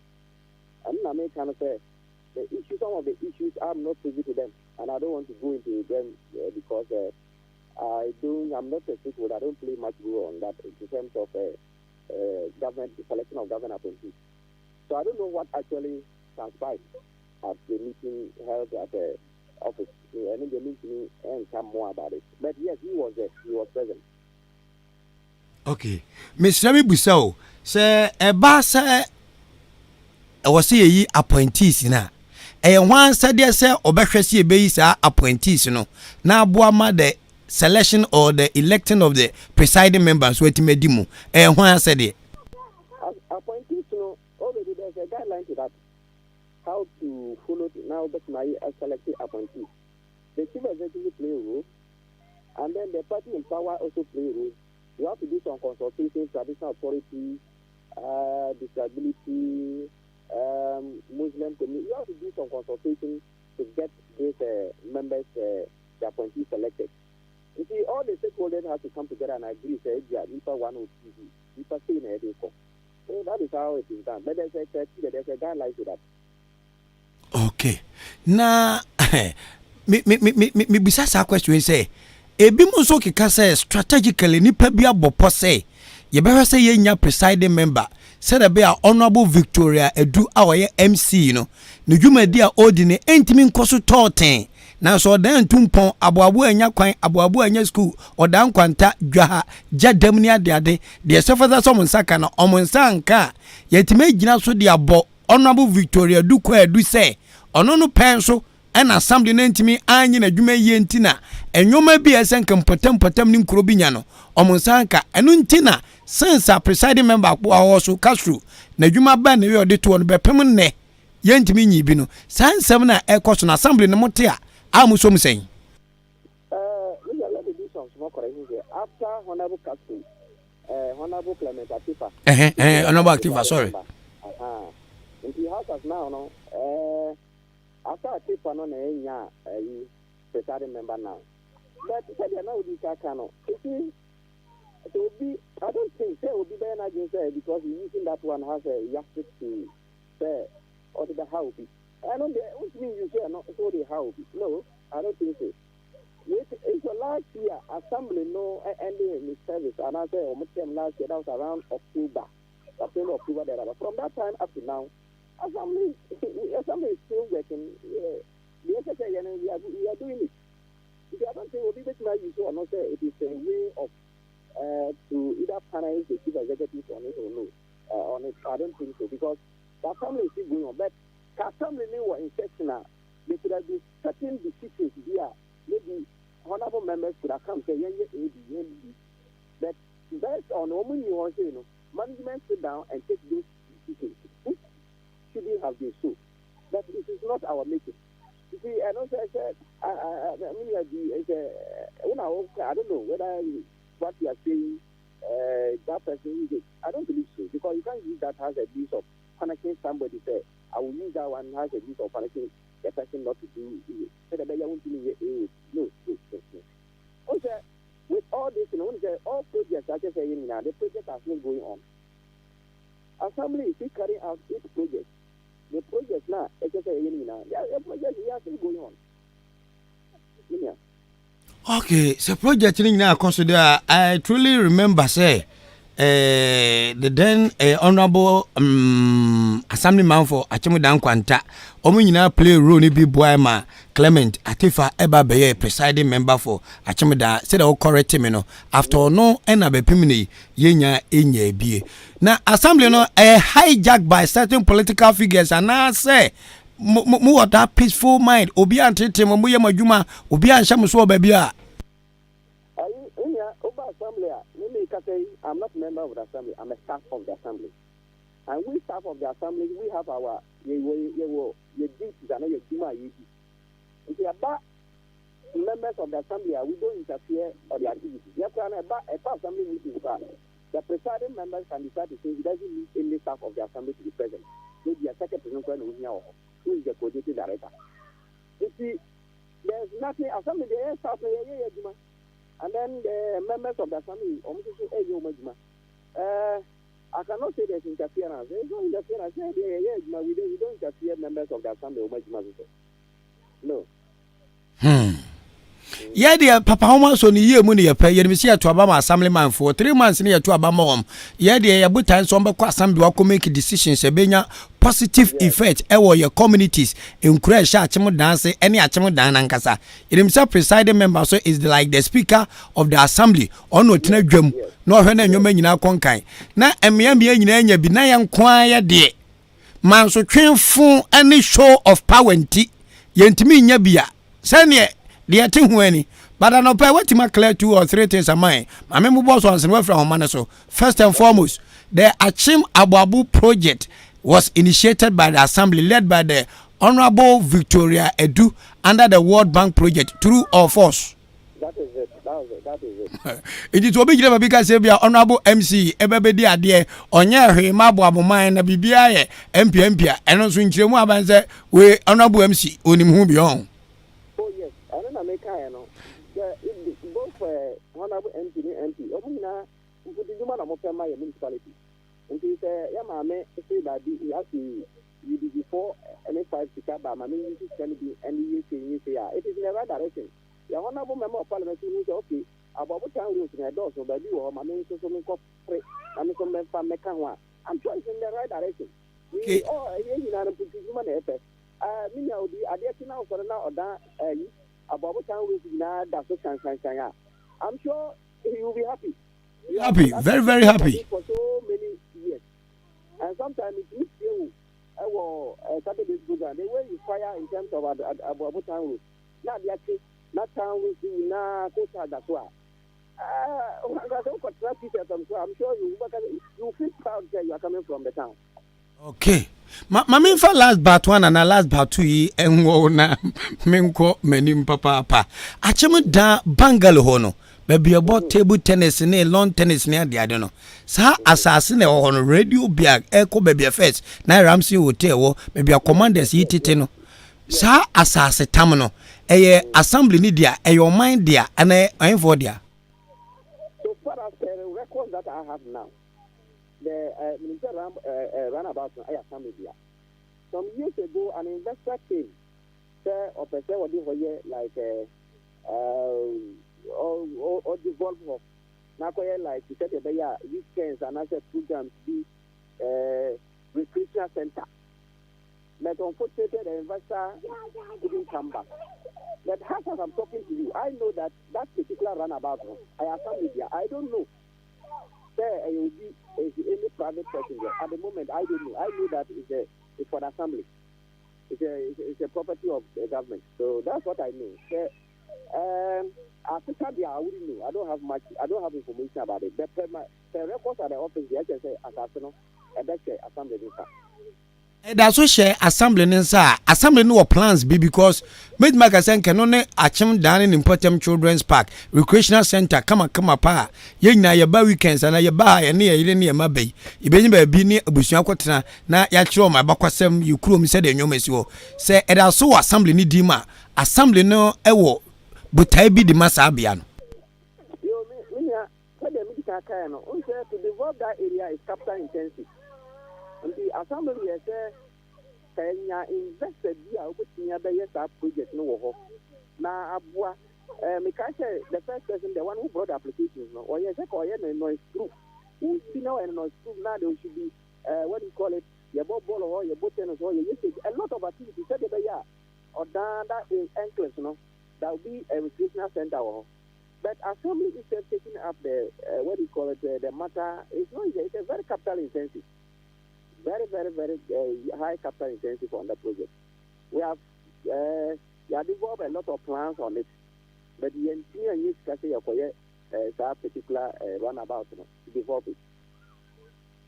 Then another Dankwa Akufo-Addo administration will be coming to an end in the next election, ABF 7 December 2024.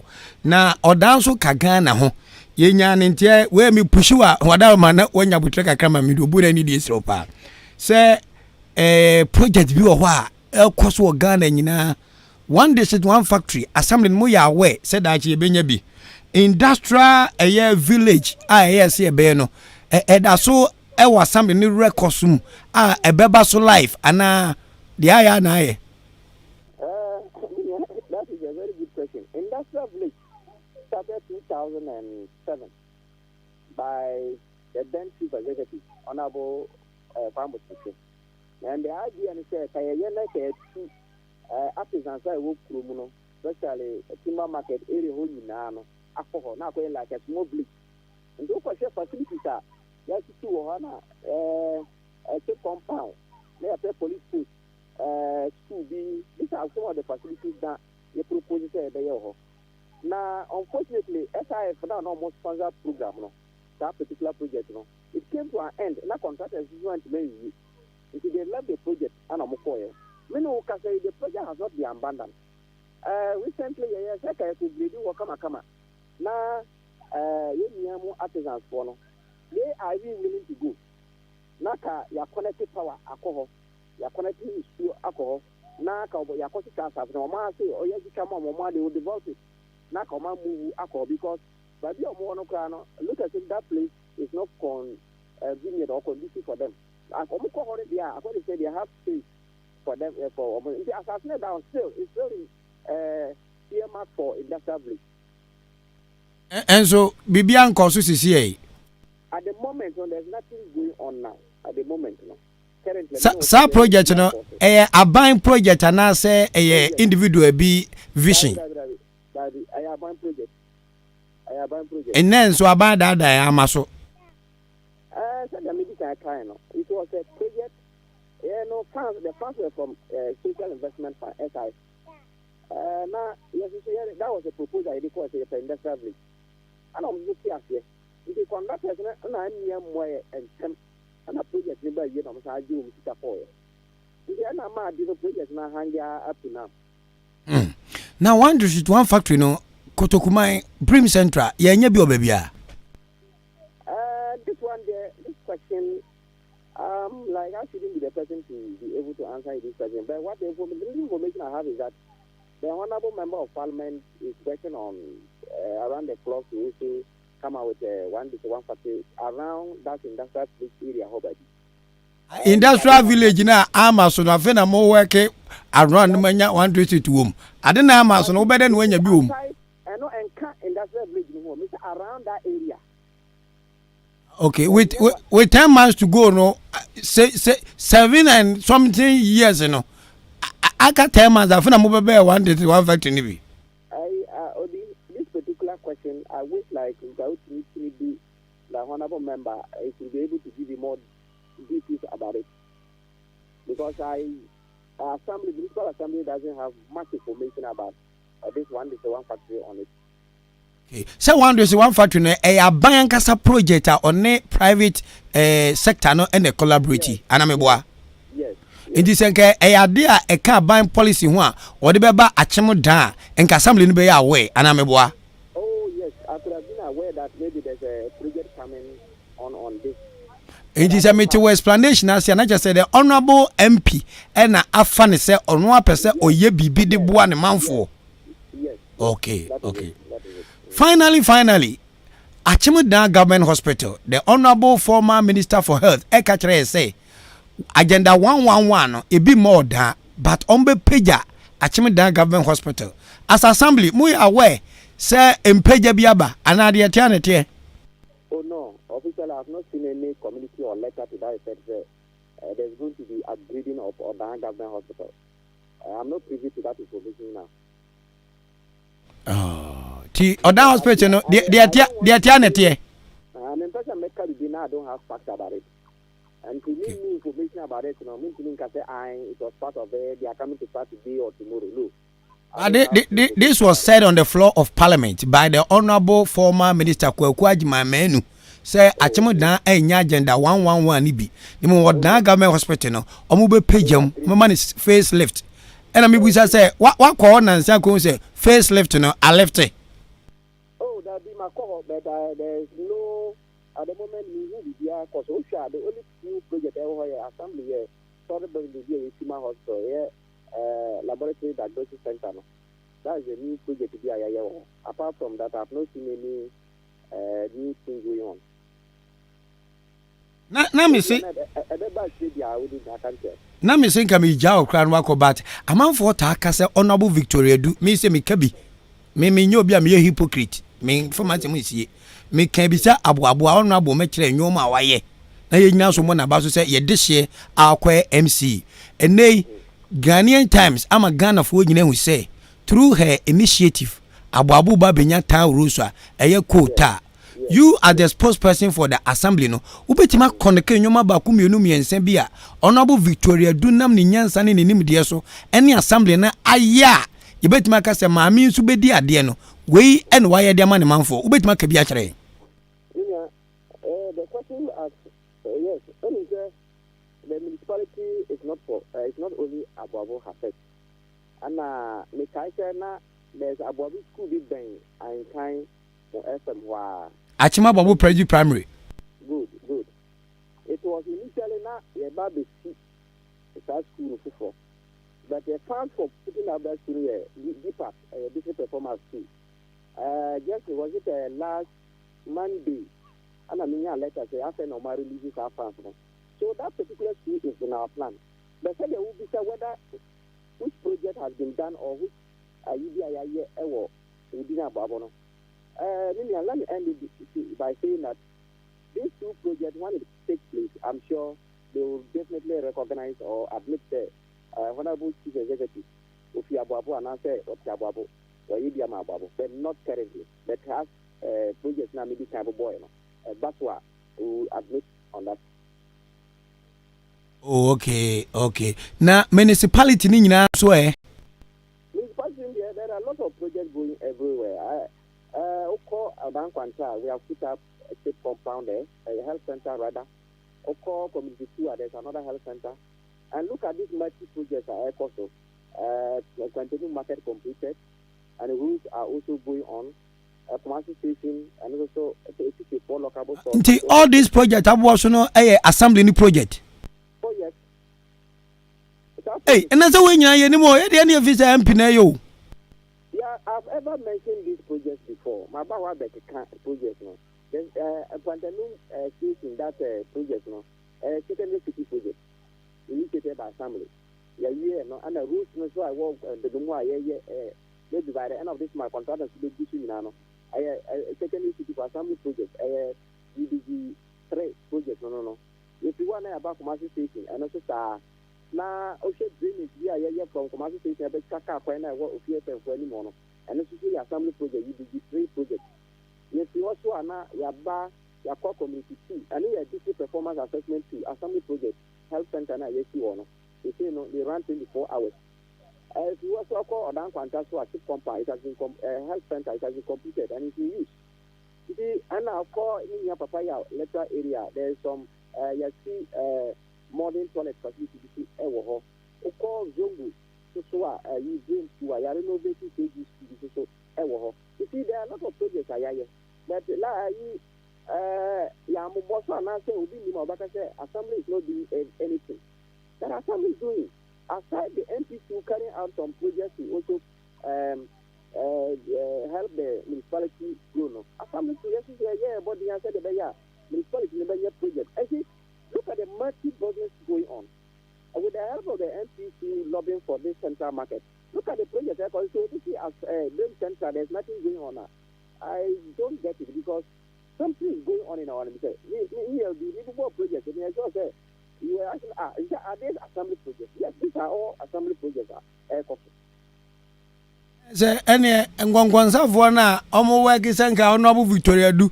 Ye nyini free MC ni so mo ya baifo pa o. Hey, sir. Wani dia say bia na wu nim ye dia tenkran. Engrofuo bi work senka be MC ni kura no. Ye nyini free ho. Na u ka say presiding member muntimi mpa ni na ye kwa. Hwe. Ni nyina just say yani mampani na tenkran. Jubilee House ye nyina ye ko obi. Your money nyina infie. Ndi asam kire so atimi ko obi. Amanfo ka omonko engine am na me pese obubo project assembly na ye, and assembly is led by Honorable Victoria Edu. Tis a project awudo abubo so nya assembly ne na ya na nsem amini di mu ankotiri bi na omo ye sa project yi. Tis any pese wo twa no won krata akọ chief of staff office, local government office, telephone calls wo pia kire say ye nyini mfiri achema dan ha na wo nya baifu na de bekeswa.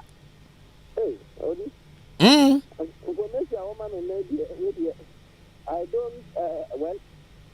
Say me so me da oboni ti me so ma so da form. Inje aka kire madam say ye panichew. Madam so hadwen papa. Enyoma wo ye na wonya butre onya daage no mohu da wuro.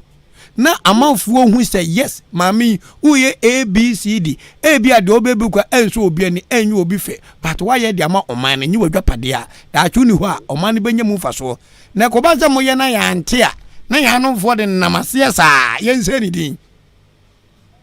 You are right, but project dia ye we municipality hano me ka ba ya facing. I've been mentioning these projects that these are the projects we are doing to complement any project going on our municipality hall. And I don't want to say that whatever we are doing, your project here, especially be hiding. There's no project we are hiding. We are just giving out our best. We are doing our best. You see, I was a pastor who was a question about many projects we have to do. The project na cause honorable MC they say na project dia ekoso anopia he goes round all the projects for inspection. He goes around all the projects. Sometimes the problem is very easy simply because for making sure projects are initiated by the assembly no I just want making sure that the right thing is going on. A project is also because it is your name. Wow. We are working. I think that Chimda Assembly should thank God for you as their spokesperson. Not because me share personally that telephone calls any interview, so I have no link with you. Me name the type of person, minimum figure, me share with that because we can say me banswa any meetings in the but you speak so well for the assembly. I think you are well trained. You now you know. Wuni medjuma wo ye pa Nyankopon enhira na odan market central market no how many stores na musi no na ono abo amuka chi kobusa sa question na muso wo baifu no how many stores there was at central market ni this question at the moment I cannot give there is only the consultant that can tell us how many stores it will let me say I don't know I wouldn't know maybe 100 or so 2 stores it's only the consultant. On a design plan, on the bit say. Na plan o design man ho enadwa pade a ana yo man dia. Ayo man dia but ya dey na sini kwan say obekire o man dey say o man sika na dey store enyu obi abotom sika taxpayers money na dey si dwawe into stores dudu say na ban CNC no mo dey ato abonten. This should be very simple and easy to access anameboa. Oh yes, you are right but I can't say much about that one because directly we don't supervise the consultant or the contractor. You see, we need much information on that. And the information that is not how it is. Now, I say so much control. But what I know is that I remember this question was I personally asked, and I'll say, you know, they keep on changing the what do you call it? The drawing. I think the DNA mass is but in construction, something like this does happen. But the actual number of stores now will be here. I can't tell until they complete to tell us that maybe 100 or 200 stores. I don't have much. The total number of stores again. It is one of the main reasons why I've come to respect and love the Achima Boabo assemblyman. This is very basic question. So obi ye juma dia mo mine. Na assembly member tro dia mamo say mon share the details of the work among ye stores we benye film duration mudi be wie safety and den ho nsem nyina we na yetimi aye news wa fa no ho so wa sasabonsam no mpese ma won enwuma we no na anamanfo nimu a ukoka no mzi wu ye adwuma ma omanfo a eye adwuma pa yeta wachi ebeso abapa I disagree because every day I go there. I go to see far around to see what is going on. And the project there, Mikai said, then honorable Nato Sibayano. You said it. You said that project is in the heart of the honorable member of parliament, the president, and some top people. So, but the project there is here. Hey, I know I use that project now. The whole issue is I'm sure that is the only biggest market so far.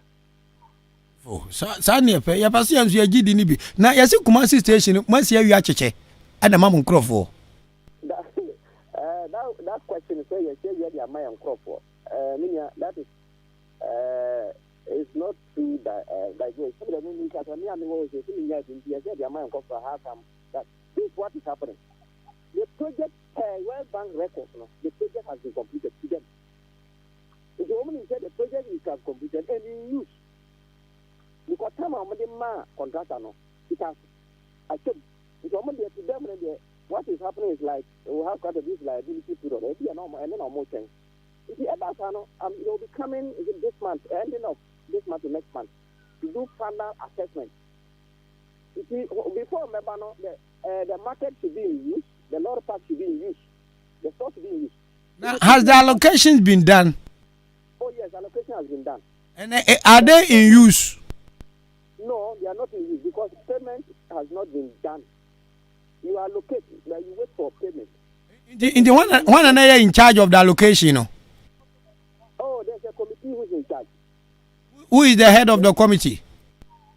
At the moment, not the head of the committee for the market allocation, chief executive, and then other members, engineer, and others. They are only about 7 or 8. Okay. Let me end it here. That particular source is 54. How many stores? 54. 54 stores. 54. Washrooms in the Adio. Washrooms were offices were and passengers waiting lodge and a parking seat as well. Okay. And yes, and what happens is that you have 64 stores has against 463 applications and a buyer. And it will be into me, Yabi.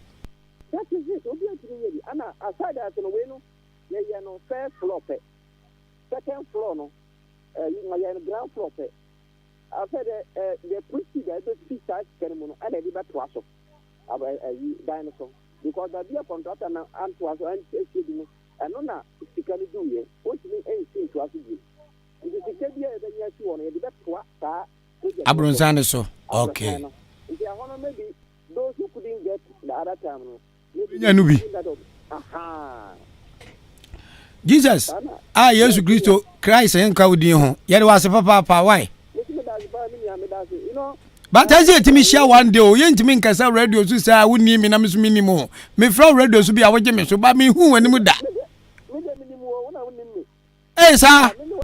Programs, my child, but who says Jesus, because they are home.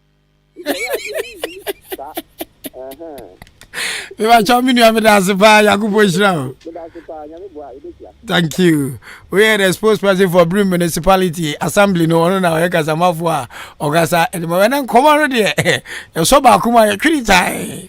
Na and then emphatically, Achima Babu for Moda na ma obi aso ba obi anu nyam David. Say a tiasi pa young ye dear. Yam obi nyu obi anu nyam. Oh, memu had Hwe. Say Honorable Alexander Kwesiakwa ebe bus stop.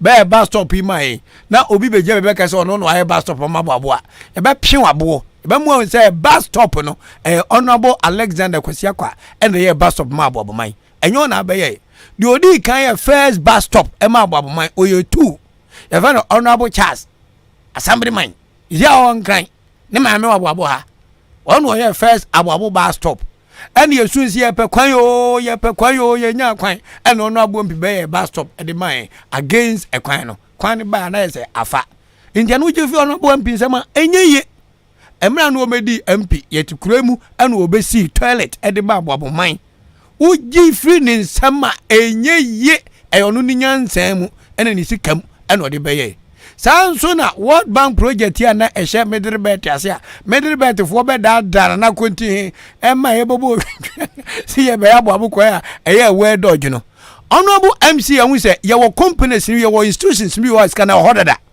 enye kwaye bla na bagiska da bi World Bank ska na ho inti abo man mu ko nhira mu nhira honorable Victoria Du se wo tumi use ne ewuraba power enye krache power wo ye ewuraba power na watimi pushi abuabu town roads no under World Bank yeda na se nyamishira no ongozo anya nyoma pama kotokuman any municipality na nadu danko akufuado wadna beto ba ma de sede ne se sa sembi mpo no honorable MC on person obeka by the grace of God manya a very vociferous a good articulator I friend Jesus awotimi kire nsem ema mansan tiase timame bibi na on person won podi wano beka kasha uchame nano no me chirim because my digi anya another information about the main reason why achima boabo failed ne ye no amaso my digi anya some information ni nyina na ekwan bi sunu ntimi mlemu madam too much but because madam you didn't come out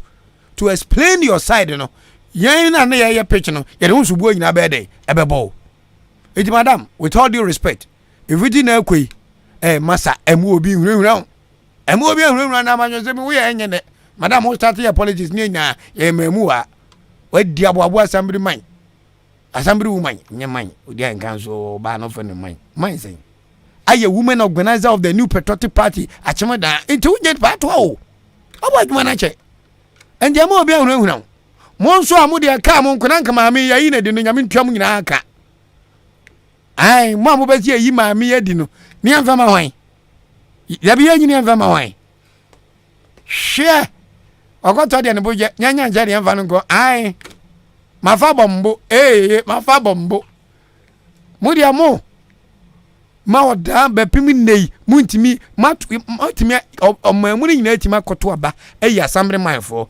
munyi presiding member keke no metino puntini musimu ntimi nyi ana ma hijack assembly no said be anka ma me nim begu ase de nyame ahira no ye moni dua do fum to me ye na dwen se no nkwa na eze to me no wo de bo no bo no oh kwakwa na se na dwen se o fe wiase nyanse nyina ohu ya form 4 na odeda ho kwakwa na se na oyanche kwakwa na se mintimi ni tekuma nya dwuma mintimi na nkwa hwe nya dwuma mintimi ni afudo hwe nya dwuma mintimi ni ai okonore ya nya dwuma so ahu kwakwa na se so wiase nyanse nyina e form 4 kwaku ne da we kwakwa na se no so osa wa trick bi ne trick ne se wa pau emabunu kuo bi kwakwa na se na mi kan yo sa mabu ku e fe no twese on mo so onya bom pa ne kwa mkotingum na emobro masim tuto eni edi wom de eni wom be pie gumu za ai munganja de osuma mo ne se ohinta de agire obi hu a nyame hu. In the Honorable MC, have a very peaceful mind and work for the good people of Achimota, the Brim Central Municipality. Continue to respect your hierarchy and continue to be a unifier and a team player. to me and another dima we encounter afebo. Obie ni wa to me beka ne sem afebo. Na na do no kro ma to me no akabo so me du. Opo mpo obekọ. Enti Yahudi se ngongonzafu ehya fam ho a kukurukuru si enyu adi na eyiwadi akofia nkọwe abo. Ukofia nkọwe abo. Na nyuma wuye no ye nyina ba kobo hu dawuru bi. We shall all go out there and tell the good people of Ghana what you have done and what you keep doing with the support of your government, led by your party in power. This is the voice of Ahenkan Kwame Yeboah Ghana. I am your last killer. Mami fans kakra. Anybody so me? Fẹ́ni ẹ máa sùọ́, òdi Ahenkan ní ọ̀nùmù náà yẹ wò dé o. Ní yíyẹ mu, nyàmé nsílà o, ẹ wò yẹ ní ẹ̀wù fìyẹ, ẹ wò kòtòkò mẹ́rin. Ṣé mi sè kànùkúrẹ́ náà kọ́ pímbra ọ̀bọ̀ fún ọba bẹ̀ fà o. Na mi sè nùkúrẹ́ ẹ̀yẹ bá bọ̀ kẹ̀sì tiẹ̀ nùkúrẹ́ ẹ̀yẹ nkwa tẹ́ntẹ́n nùkúrẹ́ ẹ̀yẹ ahùwọ̀dẹ̀. Me say the niema so say ya de bia na ye hu hye na ye nie frefa na ye hye dem no ye ni emie na ye hu ne ekoso wada patamu ha koso na ye woduma se ne wo ye no ye tre nya me hra de mau se nya me mu ho ban ukwa na aka nyina na mo wetimi aka no kure ni ye na ma kotokuma ya fa ye ntama papa efra mo ni adwuma koso na ye wadwuma nya me won hra wo bebre me da say sa ma me obi se mo hwe na me ntimi hu nanim ofrafo etimi frɛ bɔ mpa ye hye me nkran sa de na say na need for mpa. And I think the honorable assembly member for Achima Boabo is becoming a very fearful assembly member. Ni hu ya hu pa minimi so wa kwedi dro bi no de ye development no kusi hu honorable ne say e say amuka chi no ye hu ba bi wa kwura o ana hu ni say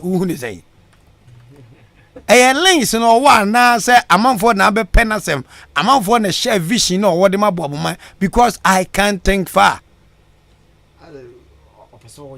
Opeso ye bibi ne say yes ade na meka say moma me nkoya assembly man no minim de entia na me kasa say ade abranch na ye no enne krokas wa reason ya his name will go down into the good books of Ababu. Say he is one of our best assembly members. Omo be di assembly man no ye can top 3 amukachi we ni first obedi second we already a branch na ye na tina ngrofu empena sem no afa na mate ase we also say we no one baka se fa bebo mu de anim na ntu hwa but atami ma we so fam bo de anim me kra me yesi am ye junior kwabra kwache o man fm me junior kwabra kwache o man fm in honorable assemblyman for Achima Boabo Abu Health Center received another donation from the Asa Savings and Loan Limited. The items included the thermometer gun, digital weighing scale, ceiling fan, bed sheet, nebulizer, BP monitors, screens, and beds. Inti we nyina bed we nyina asafo na de becha babo. Te si awo yale na kwa we so na beda. Me yale na ya akoda so bi. Hey! Honorable Assembly man. Inti kakra baby odi babo clinic no edu no. Ye tina wo twa letter ko Eastern region say edwanu peso hu de ekom. Diamu ye yampe. Diamu ye yampe. Diamu ye yampe wate. Diamu ye yampe. Amin fa frefo miensa enan enum na masoso. Last week ma made mu hem. De na mada. Ze me mrandi enzu mukuma ni mo. Sports team ni bom to laptop. Mo connected to the internet. Oh yeah, papa ubisa question. No mo yama. File ekuta titola e change one okuta ekufu the file. 0201944485 0554820910. Eni ahoma betima friend wa baso. Me ba twa me mo achi mo akwaba. Ye jao di ba ko pe. Eda se udini ba bi akasa free. Ya ma ti o taxi da ba tum da. Adaro ma yete wa dwuntra se me Dika so na wo no. Yo di ano pe de Dika na ye be da o twede amfo yankopon ase. Na ma bo won so wa baso. Kansa ne nim dia nya me de ma Solomon no odi bia ma wa. O de bua aboabo ani kotokuman ne Ghana nya me sha papa. Ne pe mete won sem ni bebri. Ye papa azi Jesus a ofre no e wo cancer obi se bisa ne sem ene ne ma me MC ene ne aboabo asama ma ni nyina e good idea na me ma wa pobi Me ya tankani me kai tu kwa pa Accra. Accra be bia me ta by airport. Na me hu ade bi odi enye. Na me de suma. On say Accra ye wo be. We dey be Yesu. Also suma me na meko. On say airport on ye wo be bi e fre ho arrival. And I will be a free departure. The baby, I may call park and a free VIP terminal. Now, me who the Kauku will and Ombu to another two boot to know what I don't want to be pressing. Nakad in the free maba. A way they do no covenant in the Girahona or the card in the town, and who you know could see our arrival honor at the family now, or the mammy and my camera names also. Me mount, dear me mount, and no a cronon and a obo. Chrono me last week me use the same airport me go Kumasi. Okay. Me do obi anka nche me say camera no also. Me ana me go to your man na me de card ni shame the printing man me car na me koi. Dabi mama nkwara to kakra e ho no ese nka ka cha kwanse wo ye kromfo wo wi o man no. Mo wo ye guguduro ni to aso. And you're talking me, I am here, the crew MP. I Alexander, I am here, MP for me. If you want to free hand in me, MP for me. Union packet to a me bona about to make my power. Is there my deputy assistant health minister? Deputy minister designate or be converting or Tomupe or be deputy minister or your assistant via. Obeto. Thank you. As the deputy assistant minister and no I am ready. Memo achimo akwaba. Memo achimo akwaba odi ba bia kasa free. Odi Ahenkan na wo ye nyina nyame o hira o papa. Da wo nyame o. Pa na oda ma mu de. Nkuri nyakopo na oda kuro na sipini pa. Nipa boni fodi o man ani ma o man si apini. My name is we are the Maya, I say, they must be encoso. Then be a pesade of Bebrasani and Saka. And yimu, and a word damn or dance to be in Tumpo, which is going to go to Bra. Also, what done is say you could not say. Do my own say a chrono. Impact and the former company could any minute for the chrono to be in front of him. The Bomodia. Yo, remember more day. There me and Guzo me. Mema wachi mu akwa ba ofrefo autoso me ensa. Odi. Odishe. Odi mpacho mo wachi. Me yo so odishe odi ni ba bia kasa free. Odi pacha mo say dan o frema ntiyama. Me na me complain mo no pacha me nyati yale bi kakra. Unyati yale nti na wa ma interview. No problem. You better another arrangement. Don't worry. I feel to Asem so. Papa, I don't know what kind of many I don't buy because honestly, you would never want my aunt. Almost uncle who is and the president and a pancasa. But I'm not more in an person at home. But yes, the Christopher, yes, I'm not complain, say, as well, my people will get some kind of a bed, my wife. And I'm not working with my iron. I mean, I'm not a board, am I? No more one channel of this or one of the ones. I'm almost here. One was so young to see. Abraham was about it. You want to say that my mother could do. Papa, Yanko wants to go on count on wow. We used to do it. Amen. Amen. Of Revo Tosun Abe. Memo Achimo Aquaba Miss also. Orisha Badin Babiaka free. I want you. I am qua. Yamisha, Medasu cry. Would you my power would delete it? Would you ensure that Papa and in quite thing? Was not the abua on Patemu and Buntu. What do you mean? You PM no. It be a Moka Wasem. There be a Moka Wasem. What Okra Oka almost the corporation now with PM. 98 temple for moon. Hey, unzo buta sempa. There be uncle for shake it with me monk for Kundini and Tinker for Con. And I was also with you for Hey, I was with the summer papa me show, but next week, me chorus uncle for my boom diwa. There be a Oka Mezo, and I'm a drum. The day what you cut here because I did who knew be come water. Ampa. Now come on to be as would be pronounce for the ni obi who the uncle exactly on where this abonetamono. My answer and Bunto the venue because Pierre none of the Bunto ever a municipality. Oh, Wakasem. You know, what be homework? That's an Enyamian Queen, Yabba Bichim. I'm Hello. Hello. If I try na last call, I would didn't be a free. Continue to Achumasani. Hey, I was in Abbey, I was a young guy. Would he that's a far near far away? Then come back na awa abosi. Emiri duka to bi to bobo tu. We ye kaya wa mu npa konidi. Ana na o si ni pa bi chechire. Ya bo ndin se ni hu wan ya. Etu de rifa do ba adwuma mu ha. Na ekoye security matters nso ye nfa ni nyina nto abonten. Ba PM de na kan de mo ma me 1 week mo bete menka. Ya da se ya. Academic kan se nya min shirawo. Mo mu wa hodin en kwatinti an hodin wum na da bia bra na be chire. Bi mi de kura ne se wo ba. Ne sa bo abo atem kwa na wo kan. O mpati ma tem nyina. Ya min shirawo. Amen. Ya da se pa etuo na kwa na oba ohwe mi tuo na me de ne to chi no. Muguni nam no ara ya wabi ho me ye ba ya wadwa hwe o ko so ba na bo sports voice na landi o badminton and boxing. Hello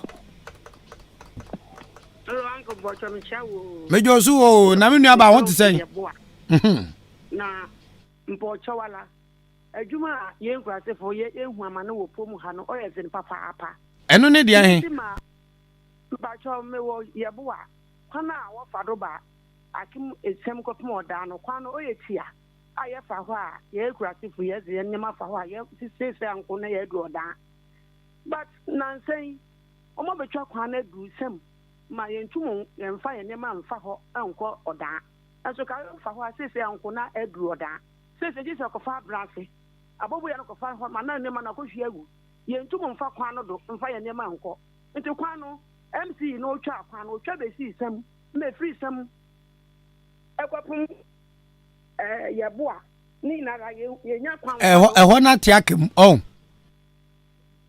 MP bo twa kwan MP no be twa kwan o twa no twa si sem ma ni hon mu nyina so ye npa so aso free sem akwapum yeboa ina ye me ba cho omu be twa so brebe wadaro ma obuo ne ani diem ansa na ombe ye farmers day no be twa dam kwan okay farmers day dey say December into nim ye be call assembly ho na ya busa say efiti esem ekoyebo a ekwan na atekam da be na reshape no ebe to asonti enen na awotwe ye di mu wa be bro why mpoto mat amishira o sa pepe na chechire man say ya na chechire man final call we di okasa wi amfo bia biem mishira we din dey say yeah, my neurum. Akra yanko. Yamisha, Kodi. You started me, and the doctor said, oh, by empty. Look at him and said, what's the time? Damn, I'm a radio presenter. Common radio presenter. Me who catch me. Yes, me the card me to me, chrome. To remember by him with memoir. Abenj. One other castle. Yes, you have no kind of cry, so well. They cannot cry. Cromo, why back out and I was trying for Suboy. Now, over the crazy. Chiba crying, all the evening, I'm the MC, Mommy, Victoria, Yamishan. Also, I never call for a woman who could tell Nama. Corey, Yakasa Blue. Uze wuka on tokwa na ya kono wuka on wa kubi pa nyankopon nhira won so amen madam so nyame nhia no pa se ntokwa no unza madam no de mama penasem ne se ensem ye kafa no nyina no wa ma obi ani atem ene yenso ya ni obi atem ba group yi de mai te kire bon ani ya beka ne kwa ya beka sa asem no wa abo bola mate Obanibia sent me a message, but I don't have his permission to put his name out. But I think I can read the message. Or say, oh, Mamuze, patriotic time, and one you me. Now, dear, can come or be antias, yes, say.